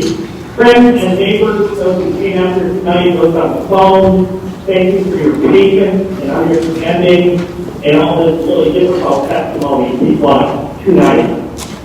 I served as the senior pastor of St. Mary's Episcopal Church for 20 years next month. And St. Mary's has been here on the old Walter homestead in Midtown since the days when Tudor Road was muddy set tracks in the wilderness. Two of these designated properties that are in this resolution are in our own Midtown neighborhood. In addition, we have numerous parishioners who reside in close proximity to the proposed property. So I bring you greetings from our governing body. On Monday night, they voted unanimously to support Anchorage Ordinance 2020-66, which will authorize the purchase of 4 properties to provide treatment, support services, and supportive housing for our neighbors who are homeless. St. Mary's has had an active engagement in issues of concern to the homeless community for over 30 years. We've been involved in every iteration of the various Anchorage homeless plans across 2 decades. It's so frustrating and disappointing to hear people say we don't have a plan. We've been involved, and others in the community have, for 2 decades on versions of plans that we've worked in. We've visited campers in the woods and helped them find housing and get out of parks. We've attended community council meetings where we listened to our other neighbors' concerns. We've worked with them. We've had an active study group engaging evidence-based practices to reduce homelessness in our St. Mary's community for years. We managed a rapid rehousing fund to get people back off the streets into housing as quickly as possible. We provided personal assistance in helping people become stabilized and housed. We helped folks seek jobs, create resumes, work with steps in their wellness plan, create a wellness plan. In addition, we have a number of valued longtime parishioners of St. Mary's who have personal lived experience of being homeless. We have a few parishioners who are practically homeless. And you know what? Together, we weep, we laugh, we mourn and bury our dead. We rejoice and we celebrate the meaningful moments in our lives. And what we learn from all that, friends, is this: those who are homeless are us. The more we share life together, the more all those old stigmas and stereotypes fall away. And for every person we see causing great problems in the community, we find other people just struggling to find their way. We have nothing to fear and much to celebrate and hope for, and housing and support services located in our neighborhood.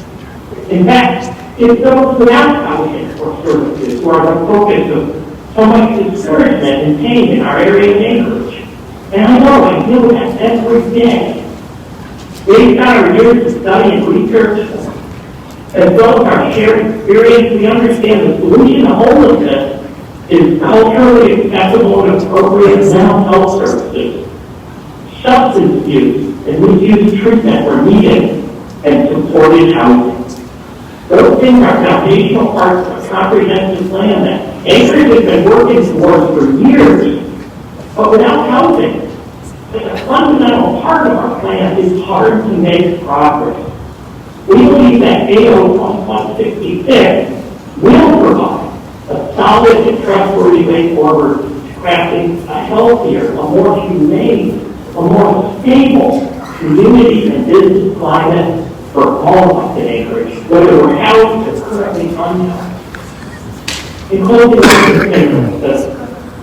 the community of St. Mary's is one where we strive in our own very imperfect way, to following the way and the teaching of this guy, Jesus of Nazareth. In the Gospel, a man once asked Jesus, what's the most important aspect of the law? What do I need to do to gain everlasting full life? And Jesus, he quoted the Hebrew Scriptures. He summarized that and said, to love God with all your heart, mind, soul, and strength. This is the first and great commandment. And the second is right unto it, to love your neighbor as yourself. You don't need to be a Christian to see the ancient wisdom in those words. They're echoed in many religious philosophies. So when our Midtown neighbors express concern and anxiety, we listen deeply to our neighbors. But what we're talking about tonight is actually a part of the solution. All the negative things we've all been experiencing. And that young man with Jesus, he had a follow-up question, like you, the assembly person out there. He said, well, who is my neighbor? He said, who is my neighbor? Jesus replied with the story we call the story of the Good Samaritan, in which it is clear that the neighbor is the one who is beaten down and in dire need, who is most vulnerable among us. We at St. Mary's ask ourselves, what would we want for ourselves if we're homeless or in need? What would we want for our son, our daughter, our brother, our sister, our father, our mother? Reverend Berg, apologies for the interruption. Your time is up, but I do have a question from Ms. Allen. Reverend Berg, thank you for your service to our community. It's much appreciated. What I'd like to ask you is, do you believe that the community of Anchorage, all of us alike, do you think it's possible that we all want to fix this problem and that maybe we're just taking a route a different way, but we do want to resolve it, and that perhaps it's not any of us against each other, it's just a matter of the path that we want to take to resolve it? You are right on that point. This is something I think most of us, I don't know how all, really want to solve. But for some personalities, people are busy. They have businesses and lives. When I go to community meetings where we've been working on plans for decades, there's 50, 60, 100 people there. There's not 5,000. So many people, much of what I've heard in testimony the last 2 nights is, why don't we have a plan? Why don't we do this? Why don't we talk to the town hall truck? Why don't we look at these buildings? I sat in rooms where those buildings have been discussed in detail When we look at that building layout and plan, and I'm just another guy, just another member of the community, I don't expect that from everyone. So a lot of what we need to do is educate people that we have been planning. We have been asking the very question that they rightly are asking tonight. And there is a lot of solid evidence about furnished housing programs, not congregate shelters where we warehouse people. We know what a disaster those are. We're trying to move away from that, take people off the streets who are ready to change, and many are, and get them stabilized out of our parks, out of our neighborhoods, and off of our street corners. Not everyone will take that choice, but for those who do, we will make a stronger community. And that's something, like you say, that we all want to support. We all need to come together about. Thank you, Reverend. I also like to follow up that maybe sometimes when folks are so integrated, and we've been doing this, like you said, for decades, that maybe people who come aboard, like myself, maybe there's a different perspective, and maybe thinking outside the box can solve some issues, and maybe those thoughts should be taken into consideration as well. Thank you. Thank you. Thank you. Thank you for your testimony. Next, we have Sarah Iachaville.